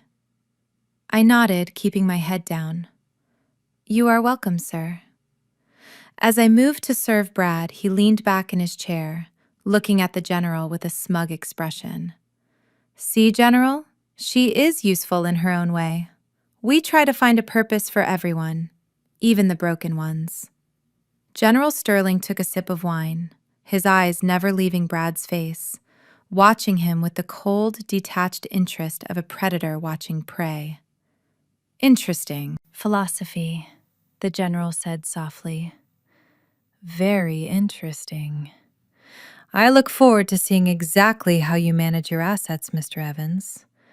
I have a feeling this dinner is going to be very educational. I walked back toward the kitchen, feeling the general's gaze burning into my back. He knew. He was furious, but he would hold the line. The trap was set, and the mouse had just invited the cat to feast. The dinner conversation moved with the sluggish inevitability of a car crash in slow motion. I stood by the sideboard, my hands folded in front of my white apron, blending into the wallpaper just as I had been ordered. The air in the dining room was thick with the smell of roasted meat and the even heavier stench of Brad's desperation. He was currently midway through a monologue about his philosophy on wealth management, a speech I suspected he had rehearsed in front of the mirror earlier that day. General Sterling sat at the head of the table, his posture rigid, his food barely touched. He was watching Brad with the unblinking intensity of a hawk circling a field mouse. But Brad, in his infinite arrogance, mistook the general's silence for admiration. "You see, General," Brad said, swirling the wine in his glass aggressively, the red liquid splashing dangerously close to the rim. "In the corporate world, much like in the military, I assume, efficiency is king. You cannot carry dead weight. If an asset is not performing, you cut it loose. You liquidate it." General Sterling slowly turned his head, his eyes shifting from Brad to me, standing silently in the shadows, and then back to Brad. "Dead weight," the general repeated, his voice low and dangerous. "Is that how you view people, Mr. Evans? As assets to be liquidated?" Brad laughed, a sharp, barking sound that grated against the crystal glassware. "Absolutely, General. Take my situation, for example. I am a self-made man. I built my portfolio from the ground up. But when you marry into a family like this one, you inherit liabilities." He gestured vaguely around the table, encompassing my parents who smiled nervously, desperate to please him. "I carry a lot on my shoulders," Brad continued, leaning back in my father's chair, claiming it as his own. "I support my husband, Andre, of course, supporting his creative endeavors, but I also have to carry the extended family when they stumble. And let me tell you, General, they stumble often." He paused for dramatic effect, taking a sip of wine. "Take my sister-in-law, Sophia, here," Brad said, pointing his fork at me without looking my way. "We are currently housing her, feeding her, giving her a purpose. It is exhausting, quite frankly, having to support a 38-year-old woman who has nothing to show for her life. No career, no husband, no assets. It is a drain on my resources, but what can I do? I am a generous man." The silence that followed was absolute. My father stared at his plate, his face flushing a deep, shame-filled red. My mother picked at her napkin, refusing to meet my eyes. But General Sterling did not look away. He set his knife and fork down on the table, with a deliberate clatter that sounded like a gunshot in the quiet room. "Is that a fact?" the general asked, his voice icy. "You consider her to be useless? A liability?" Brad shrugged, oblivious to the temperature drop in the room. "Well, look at her, General. She is pouring wine while I am discussing multi-million-dollar contracts with you. The hierarchy is clear, isn't it? Some people are born to lead, and some are born to serve. I just wish she would serve with a little more gratitude." I felt a burning sensation in my chest, not of shame, but of pure, cold fury. I watched General Sterling's hand curl into a fist on the white tablecloth, his knuckles turning white. He was a man who had seen me coordinate airstrikes that saved thousands of lives. He knew exactly who was born to lead and who was just a parasite in a suit. I stepped forward to refill the general's water glass, moving silently. Brad, seemingly irritated that the attention had shifted even slightly away from him, gestured wildly with his wine glass. "And that is the problem with the system today," he pontificated, his arm flailing. "We reward mediocrity. We keep people like her comfortable instead of forcing them to—" His hand struck the water pitcher I was holding. The impact was jarring. The pitcher remained steady in my hand, thanks to years of physical training, but Brad's wineglass went flying. It tumbled through the air in a slow red arc before crashing onto the table. It did not break, but the contents, the expensive vintage Cabernet, splashed violently across the table, dripping onto the pristine white rug and soaking into the front of Brad's trousers and his polished Italian leather loafers. "Damn it!" Brad shouted, jumping up from his chair scraping loudly against the floor. "Look what you did, you clumsy idiot!" I stood perfectly still, the water pitcher held firmly in my hand. I had not moved. It was his own flailing arm that caused the accident, but in Brad's world, nothing was ever his fault. My mother gasped, putting her hand to her throat. "Oh my goodness, the rug! The Persian rug!" Brad ignored her, staring down at his stained shoes and pants, his face twisting into a mask of ugly rage. He turned on me, his eyes bulging. "You did that on purpose," he hissed, spitting the words at me. "You are jealous. You wanted to ruin this dinner because you cannot stand to see me succeeding with the general." I remained silent, my face impassive. I did not defend myself. I did not apologize. I just looked at him with a detachment that seemed to infuriate him even more. General Sterling began to stand up, his chair pushing back, his face darkening with the promise of violence. "Sit down, General," Brad said, waving a hand dismissively. "I will handle this. We need to teach her a lesson about responsibility." Brad pointed a shaking finger at the floor, at the puddle of wine soaking into the rug and splattering his shoes. "Clean it up," he ordered. I looked at the mess, then back at him. I said, "Clean it up," Brad shouted, his voice cracking with hysteria. "And do not just stand there. Get down on your knees and scrub it out right now before it sets." The room seemed to tilt. My father looked up, his eyes wide with panic. "Brad, what are you doing? Let her just get a mop." "No, Marcus," Brad cut him off. "This is about respect. She needs to learn her place. She acts like she is too good for this family, strutting around with her fake pride." "Well, pride does not pay the bills, Sophia. Humility does." He looked at me, his eyes gleaming with malice. "Kneel, Sophia. Kneel down and wipe my shoes and then scrub this floor until I can see my reflection in it. Do it now or get out of this house and never come back." I looked at General Sterling. I saw the vein throbbing in his temple. I saw him calculating the distance between him and Brad, estimating how many seconds it would take to dismantle him. I gave him a microscopic shake of my head, telling him to wait. The payoff had to be absolute. I set the water pitcher down on the sideboard, carefully, deliberate. I picked up a white linen cloth from the stack of napkins I turned toward Brad. The silence in the room was deafening. The only sound was the ticking of the grandfather clock in the hall and the ragged breathing of my mother, who looked like she might faint. I walked toward him. My steps were slow, measured. I was not walking like a maid terrified of losing her job.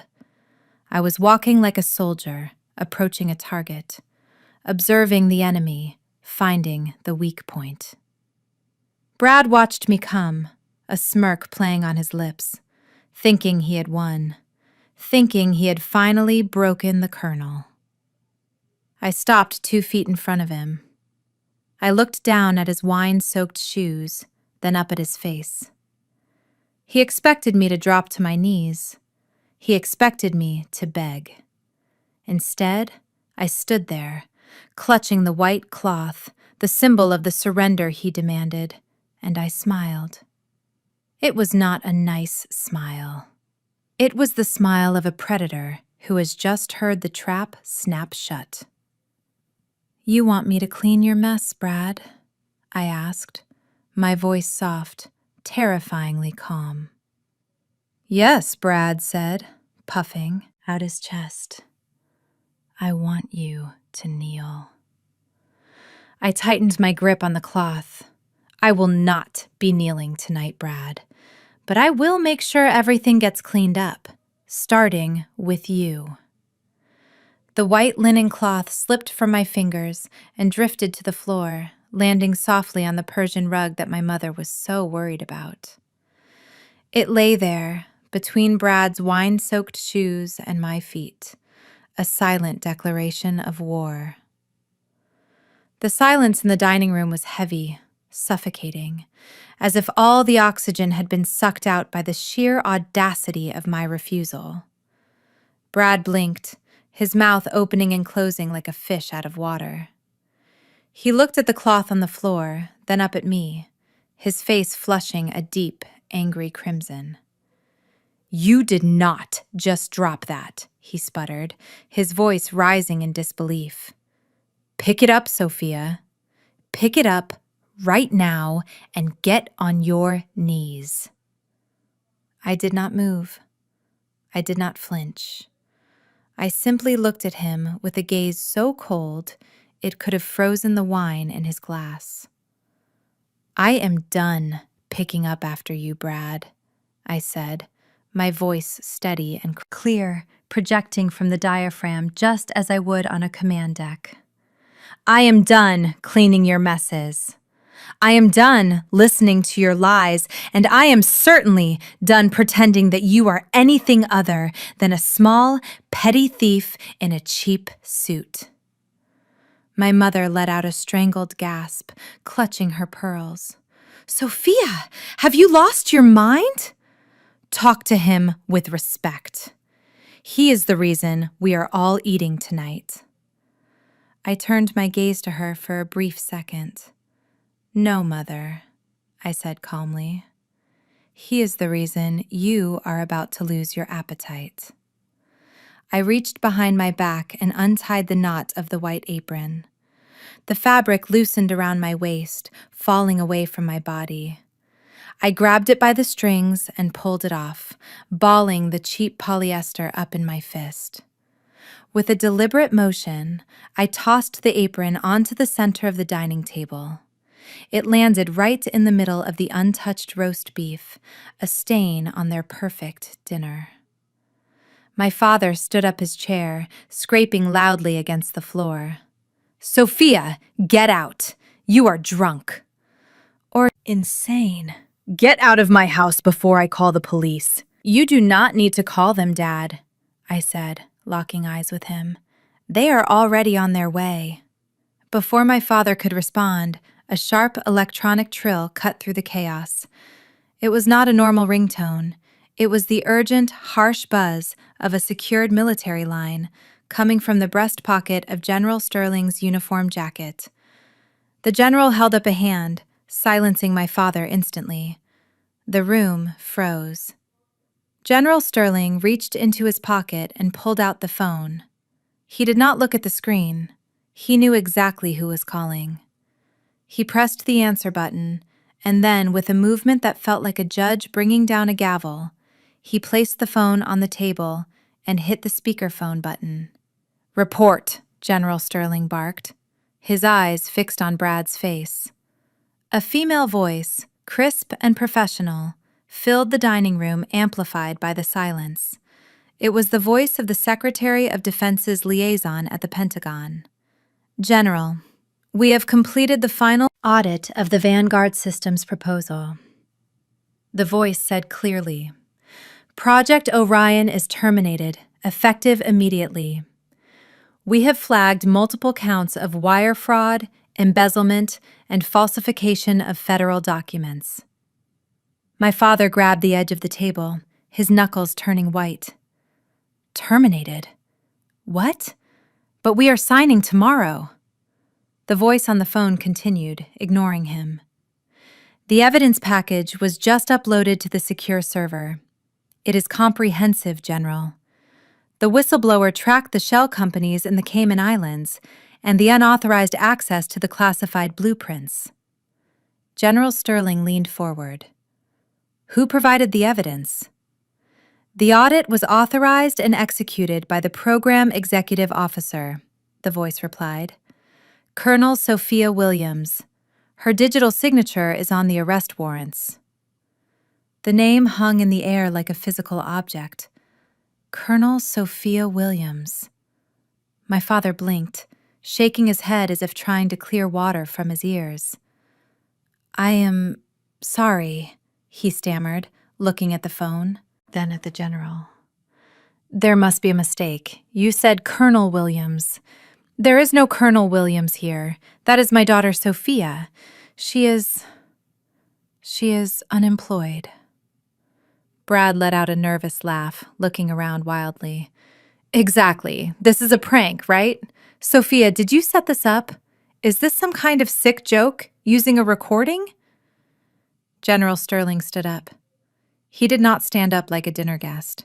He stood up like a titan rising from a throne. He pushed his chair back and turned his entire body toward me. I was standing by the sideboard, still wearing the black dress, but the apron was gone and my shoulders were squared. The general brought his right hand up in a sharp, crisp arc, snapping his fingertips to the brim of his brow in a perfect salute. It was not a casual gesture. It was a salute rendered from a subordinate to a superior officer. "Good evening, ma'am," General Sterling said, his voice booming with respect. "We were waiting for your signal." I stood tall, returning the salute with the practiced ease of 15 years of service. "At ease, General," I said, my voice dropping into its natural command register. Sterling dropped his hand and stood at attention, his eyes shining with pride. "The orders have been cut, Colonel. The military police are holding the perimeter, awaiting your command to breach." The sound of my title coming from a 4-star general seemed to physically strike my family. My mother collapsed back into her chair, her hand covering her mouth. My father looked at me, really looked at me for the first time in decades, and saw the stranger standing in his dining room. "Colonel," my father whispered the word, tasting like ash in his mouth. But you are a maid." I walked over to the table, moving past Brad, who had backed away until he hit the wall. I reached into the hidden pocket of the black dress and pulled out a small velvet pouch. I tipped it over, and a heavy silver object slid out onto the mahogany table with a heavy clatter. It was my rank insignia, the silver eagle of a full colonel shining under the chandelier light.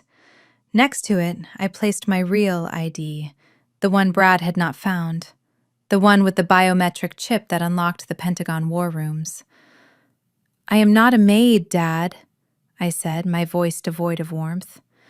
"I am the Program Executive Officer for the United States Air Force. I control the budget for every missile system in the North American hemisphere. And for the last 24 hours, I have been the lead investigator into the criminal enterprise running out of this house." Brad made a choking sound. "Colonel, you cannot be. You drive a Ford. You have no money." I turned to look at him, and the look on my face made him shrink back. "I drive a Ford because it is armored, Brad. I have no money that you can see because I do not spend it on cheap suits and fraudulent lifestyles to impress people I do not like. I earn more in a month than you have stolen in your entire miserable career." I looked at General Sterling, nodding at the phone on the table.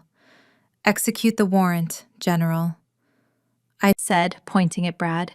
"Get him out of my sight." General Sterling spoke into the phone, sending the code word that would bring the world crashing down on their heads. "Copy that, Colonel. The hammer is dropping now." As the sirens began to wail in the distance, getting louder with every second, I looked at my family. The dinner was over, the reckoning had arrived, and the maid had just taken command of the house. The dining room windows flashed with a chaotic rhythm of red and blue light as the wail of sirens cut through the suburban silence, shattering the last illusion of my family's perfect life. The front door did not just open. It exploded inward with the force of a battering ram, followed instantly by the heavy rhythmic thud of tactical boots hitting the hardwood floor. "Federal agents, everyone stay where you are, hands in the air." The command was shouted with the kind of volume that bypasses the conscious brain and triggers pure instinct. My mother, Bernice, screamed a high-pitched sound of terror and dropped to the floor, covering her head with her hands.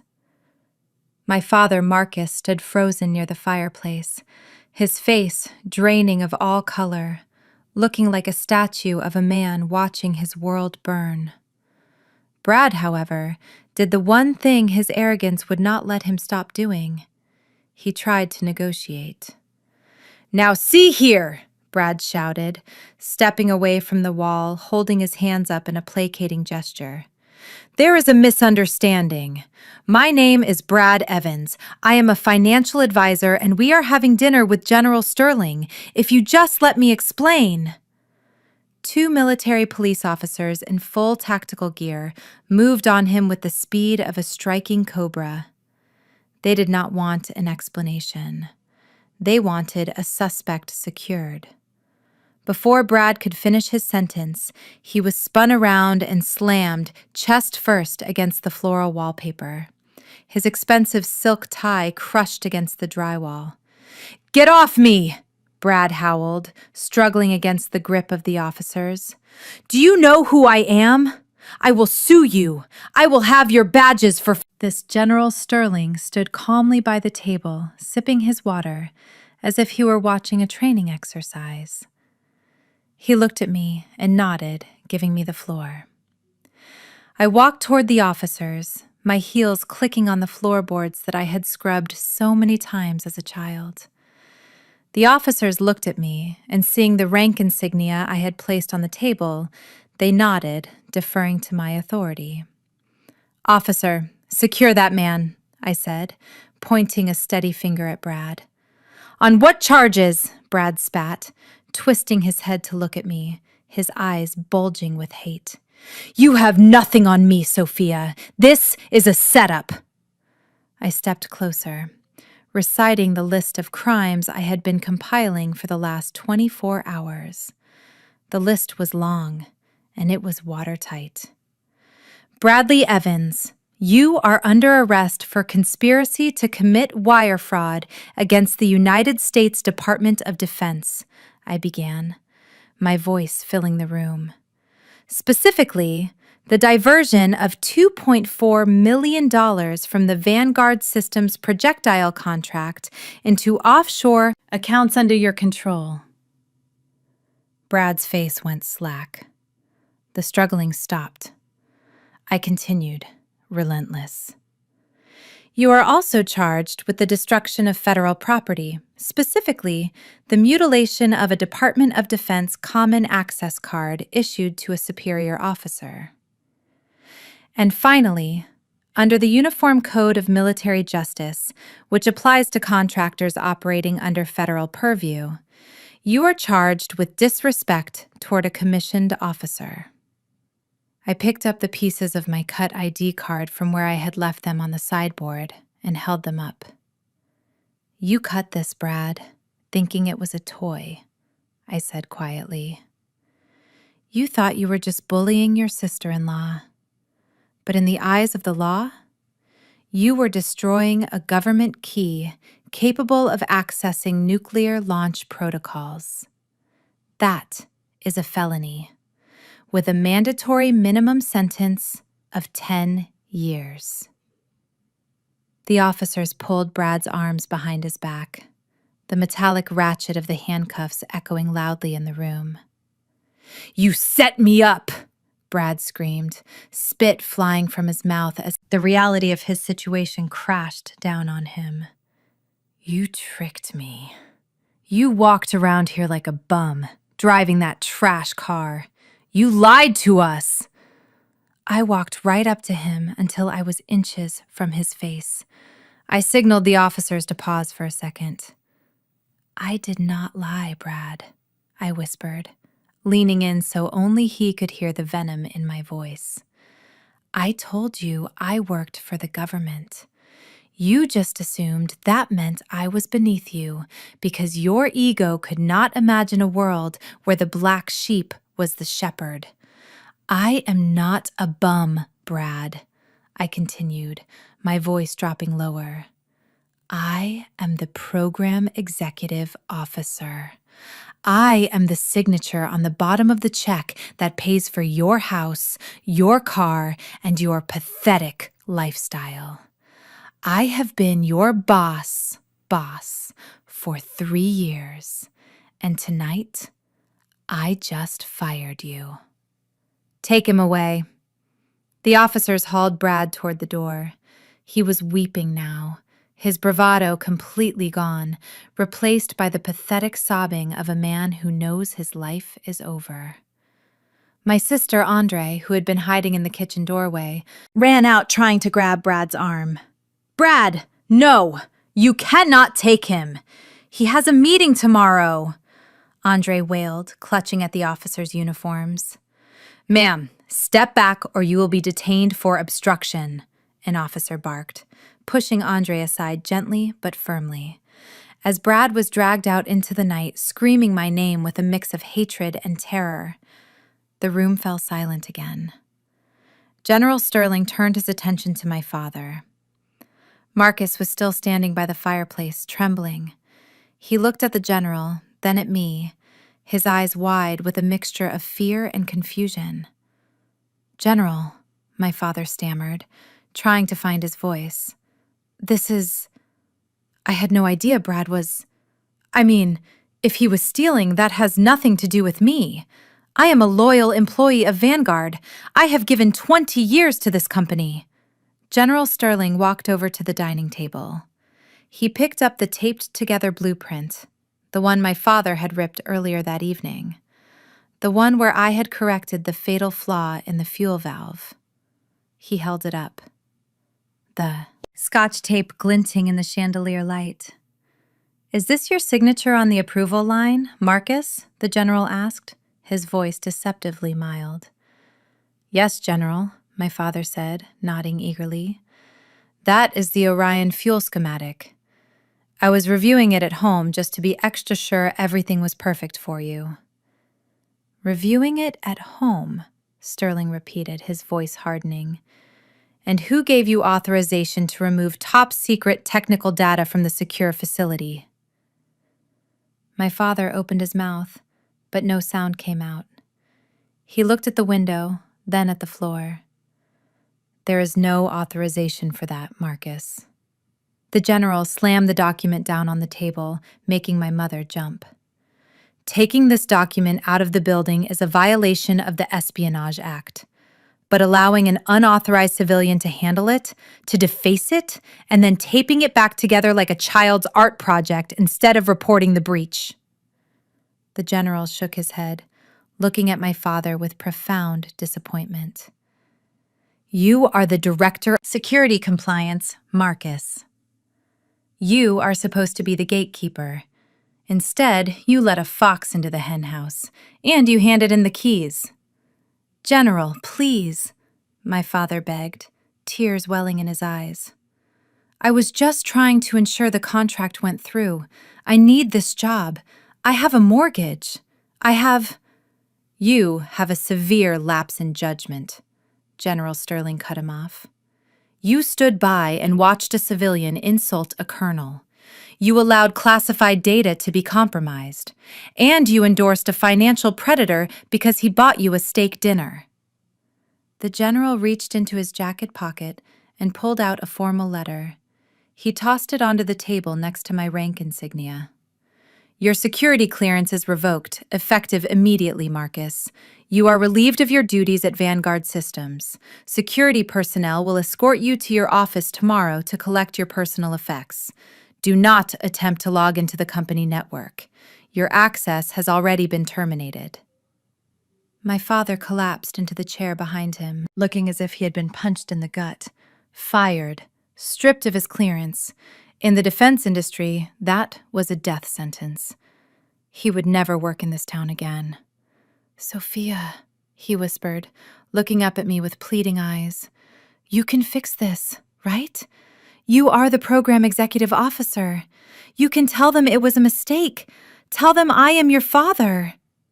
I looked at the man who had watched me scrub his floors yesterday. The man who had laughed when Brad told me to clean his shoes.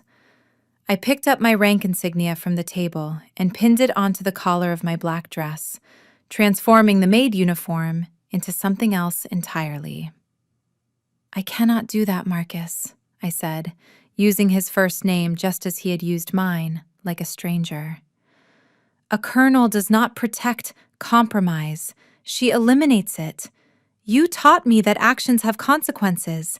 Well, these are yours. I turned to General Sterling. The site is secure, General. The evidence is logged. Sterling nodded, putting on his cover. Let us go, Colonel. We have a debriefing at the Pentagon. I walked toward the door, leaving my parents sitting in the ruins of their dinner party. My mother was sobbing into her hands. My father was staring blankly at the wall and the empty chair. Where Brad had sat was a stark reminder of the hole they had dug for themselves. I did not look back. I walked out into the cool night air, took a deep breath, and got into the back of the General's armored SUV, leaving the house and the name Sophia, the failure, behind me, forever. The heavy oak front door slammed shut, echoing through the house like the final note of a funeral dirge. The flashing red and blue lights outside continued to paint the living room walls in a chaotic rhythm, but the screaming had stopped, leaving behind a silence that was somehow louder than the sirens had been. My brother Andre stood in the center of the foyer, staring at the closed door where his husband had just been dragged out in handcuffs. He looked like a child whose balloon had popped, utterly unable to comprehend that the party was over and there would be no cake. Then the shock wore off and the hysteria set in. Andre turned to me, his face streaked with tears and snot, his expensive cashmere sweater looking suddenly ridiculous in the context of the disaster. He rushed toward me, stumbling over the rug that I had refused to clean. Sophia, you have to stop them! He grabbed my arm, his fingers digging into my skin with desperate strength. You have to call them back right now. Tell them it was a mistake. Tell them Brad is innocent. He is a good man, Sophia. He is just ambitious. You cannot let him go to federal prison. He will die in there. I looked down at his hand, gripping my arm, feeling nothing but a profound sense of detachment. I gently but firmly removed his hand, pushing him back half a step. I cannot stop a federal investigation, Andre, I said, my voice calm and even. Brad committed crimes. The evidence is irrefutable. He stole from the taxpayers and he stole from the military. There is no undo button for that. No, no, no, Andre wailed, dropping to his knees, clutching at the hem of my black dress. Please, Sophia, I am begging you. He is my husband. I love him. We have a life. We have plans. You cannot destroy my family just because you are jealous of us. Jealous. The word hung in the air, bitter and absurd. Even now, kneeling in the wreckage of his own life, he still believed that I envied him. He still believed that his leased cars and credit card debt were things to be coveted. I am not jealous, Andre, I said, looking down at him. I am just the person who finally turned on the lights. You have been living in the dark, pretending the monsters were not real. Well, now you can see them. My mother, Bernice, who had been sitting on the sofa in a catatonic state, suddenly sprang to life. She did not rush to comfort her son. She rushed to attack me. She flew across the room, her face twisted into a mask of pure hatred that I had never seen before, not even in my worst childhood memories. "You are a monster!" she shrieked, shoving me hard in the shoulder. "How could you do this? To your own flesh and blood? You planned this, didn't you? You sat there in that basement, plotting like a spider, waiting to destroy us." She poked a finger into my chest, her perfectly manicured nail digging into my skin. "We took you in, Sophia. We gave you a place to sleep when we thought you were homeless. And this is how you repay us? By arresting Brad? By getting your father fired? You are evil. You are a devil sent to ruin this family." I took a step back, putting distance between myself and her venom. "You did not take me in, Mother," I said, my voice hardening. "You hid me. You put me in a storage room and tried to use me as a servant to impress a general. You did not care if I was homeless. You only cared if I was visible to the neighbors." "You ruined everything!" she screamed, ignoring my words, tearing at her own hair. "You humiliated us in front of General Sterling. You destroyed your father's career over a piece of paper. Do you know what you have done? We will lose the house. We will lose everything." "You were already losing the house," I pointed out coldly. "Brad was paying the mortgage with embezzled funds. The moment the audit started, this house was gone. You just didn't know it yet." My father, Marcus, was still sitting on the floor by the fireplace. He hadn't moved since the general took his security badge. He was staring at the empty air, mumbling to himself, repeating the words "revoked" over and over again.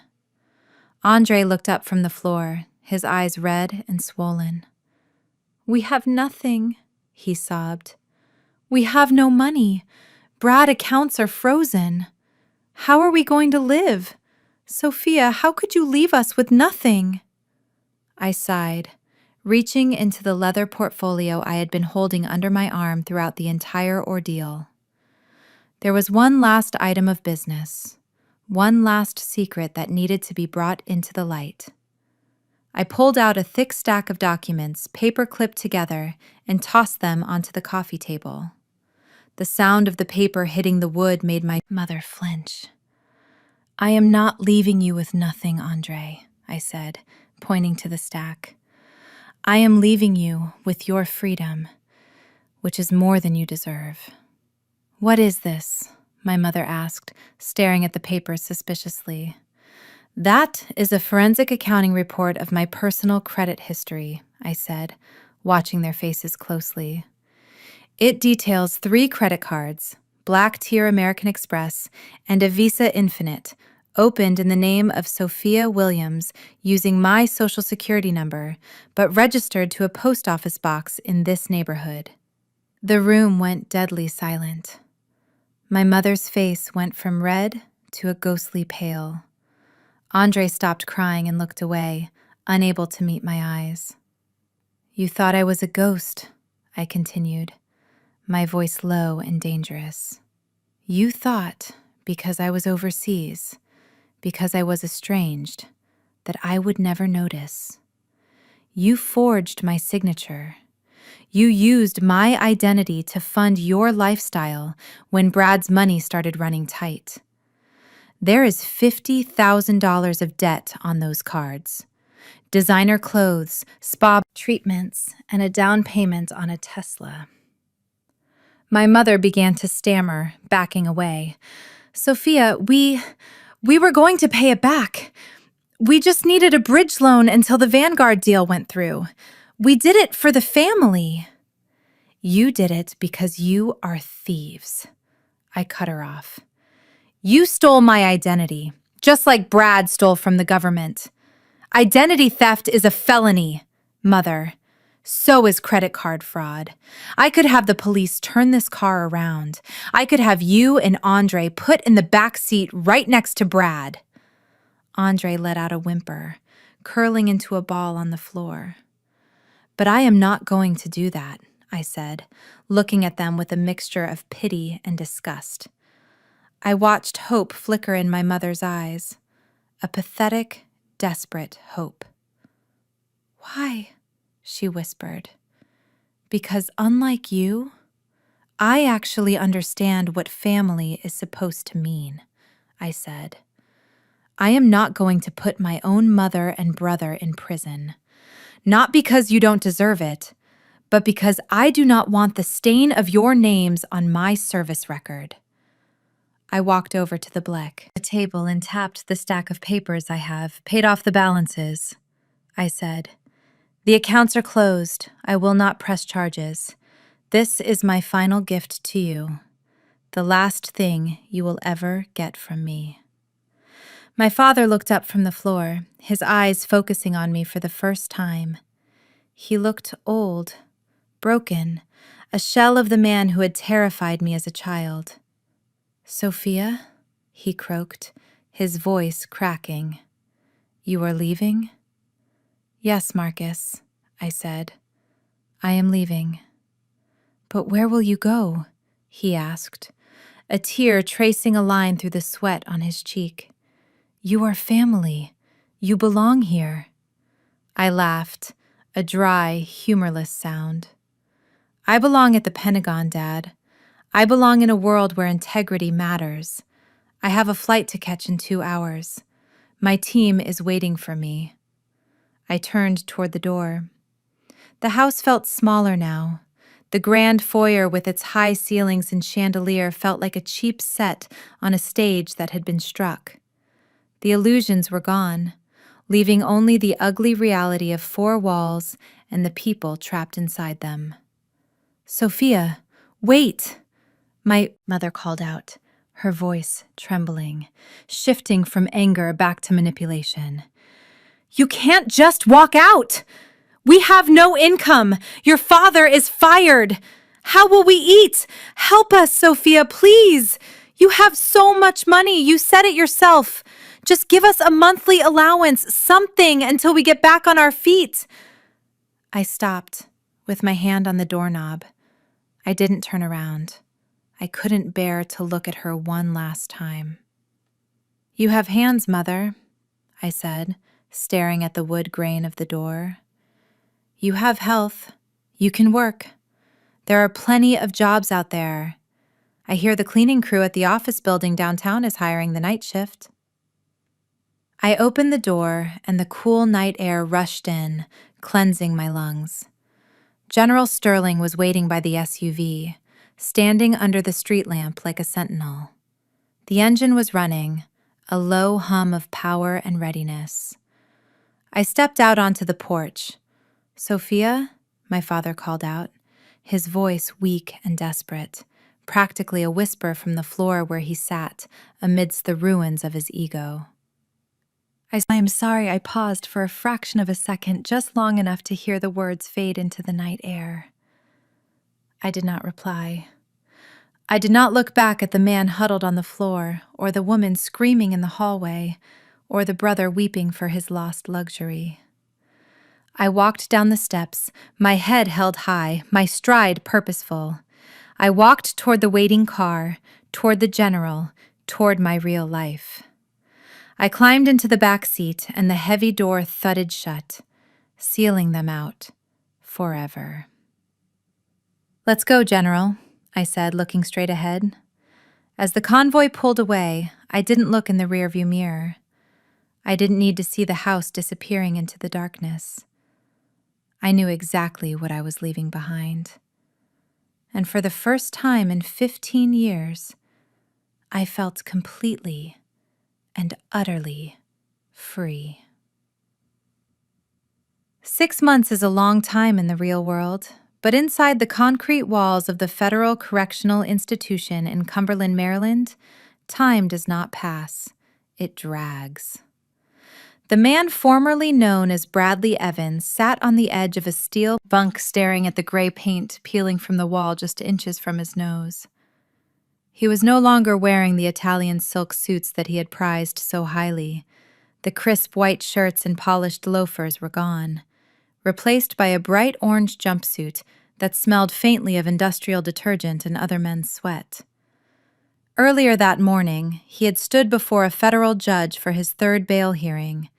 His lawyer, a public defender who looked exhausted and uninterested, had tried to argue that Brad was not a flight risk, that he was a family man with deep roots in the community.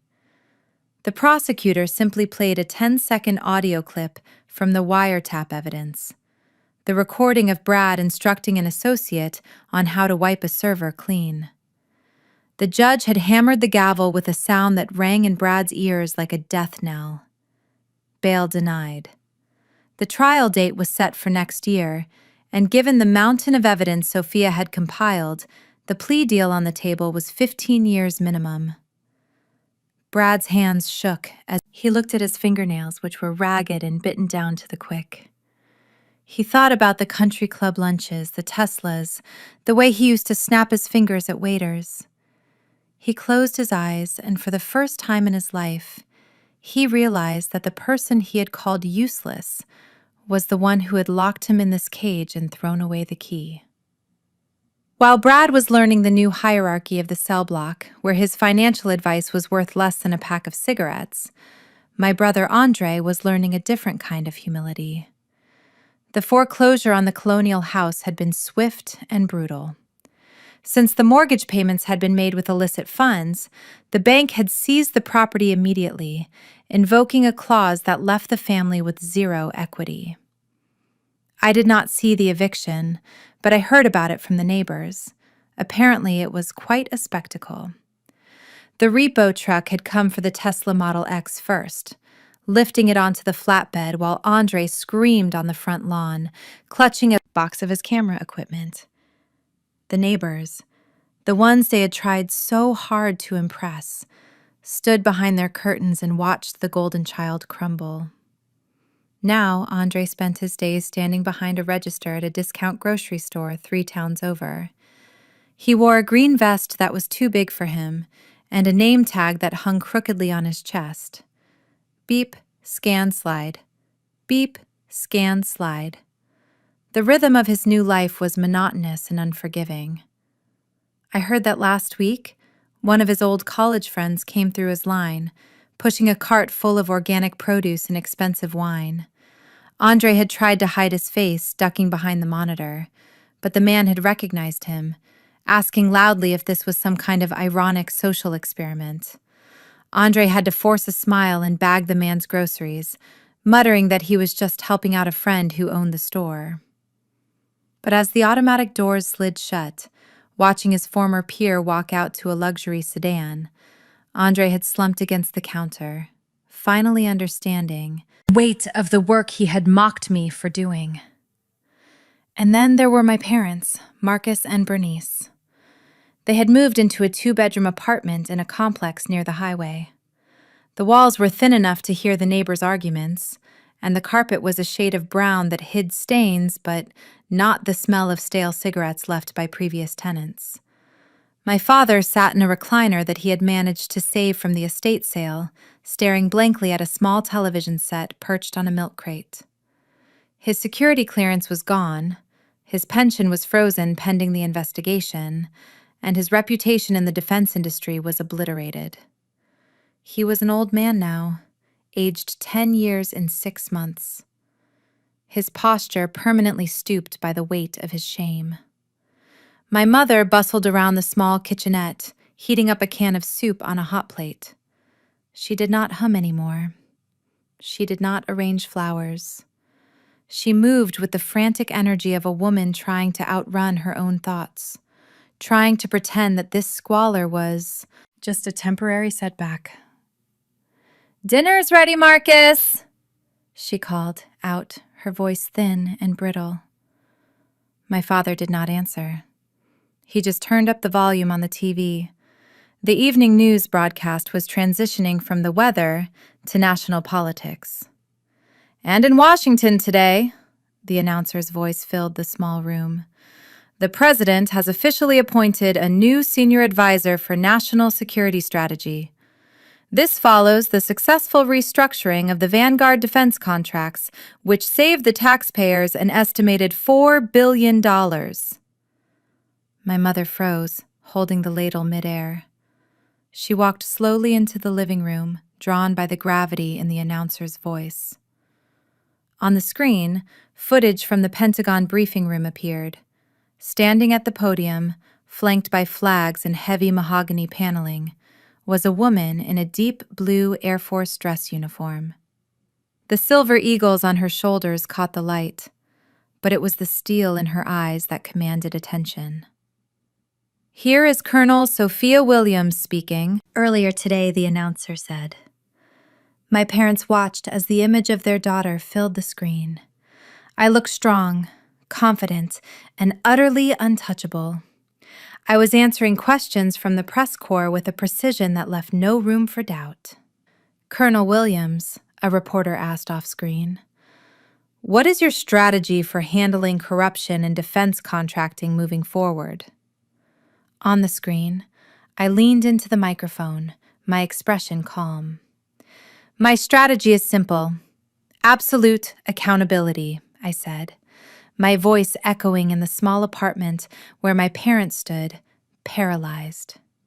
"We will no longer tolerate those who view service as a means for personal profit. The days of hiding in the shadows are over." My father let out a long, shuddering breath. "Sophia," he whispered, reaching a hand toward the screen as if he could touch the ghost of the daughter he had thrown away. My mother dropped the ladle. It clattered onto the linoleum floor, splashing soup onto her shoes. But she didn't move. She just stared at the woman on the screen, the woman she had called slow, the woman she had tried to make a maid. And in that moment, looking at the power I wielded, she realized that she had been the slow one all along. She had held a diamond in her hands and thrown it in the mud because she wanted a piece of glass that sparkled a little brighter. 5 miles away, across the Potomac River, I sat in my new office in the E-ring of the Pentagon. The room was spacious, with a large window overlooking the Washington Monument. The sun was setting, casting a warm orange glow across the Capitol, painting the sky in colors of victory. The office was quiet, filled only with the hum of the secure server rack in the corner and the soft scratch of my pen against paper.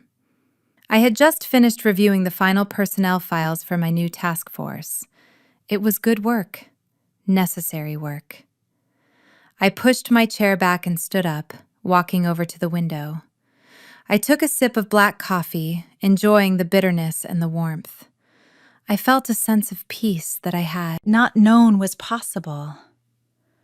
The anger was gone. The need for validation was gone, burned away by the fire of the last 6 months. I turned back to my desk and began to pack up for the day. As I reached into the bottom drawer to grab my secure phone, my hand brushed against an old shoebox. I paused, pulling it out. It was the only thing I had taken from the house that night, besides my uniform and my ID. I opened the lid. Inside was a single photograph. It was the one family portrait that used to hang in the hallway before they took it down. It was taken when I was 10 years old. I was standing in the back wearing a green dress, smiling shyly. My father had his hand on Andre's shoulder. My mother was holding Brad's arm. In a later photo, they had photoshopped in. But in this one, we looked like a family. I looked at their faces. My father's pride, my mother's vanity, Andre's spoiled grin, and my own hopeful eyes seeking approval that would never come. I looked at the photo for a long time, remembering the little girl who just wanted to be seen. I wanted to tell her that it was okay. I wanted to tell her that she didn't need them to see her because the world would see her. I stood up and walked over to the heavy-duty shredder in the corner of the office. The machine hummed to life as I approached, sensing the paper. I did not rip the photo. I did not cry. I simply fed it into the slot, watching as the faces of my past were pulled down into the teeth of the machine. The sound was quick and final. The machine whirred for a second longer, digesting the last of the glossy paper, and then fell silent. The family was gone, turned into confetti to be recycled into something new.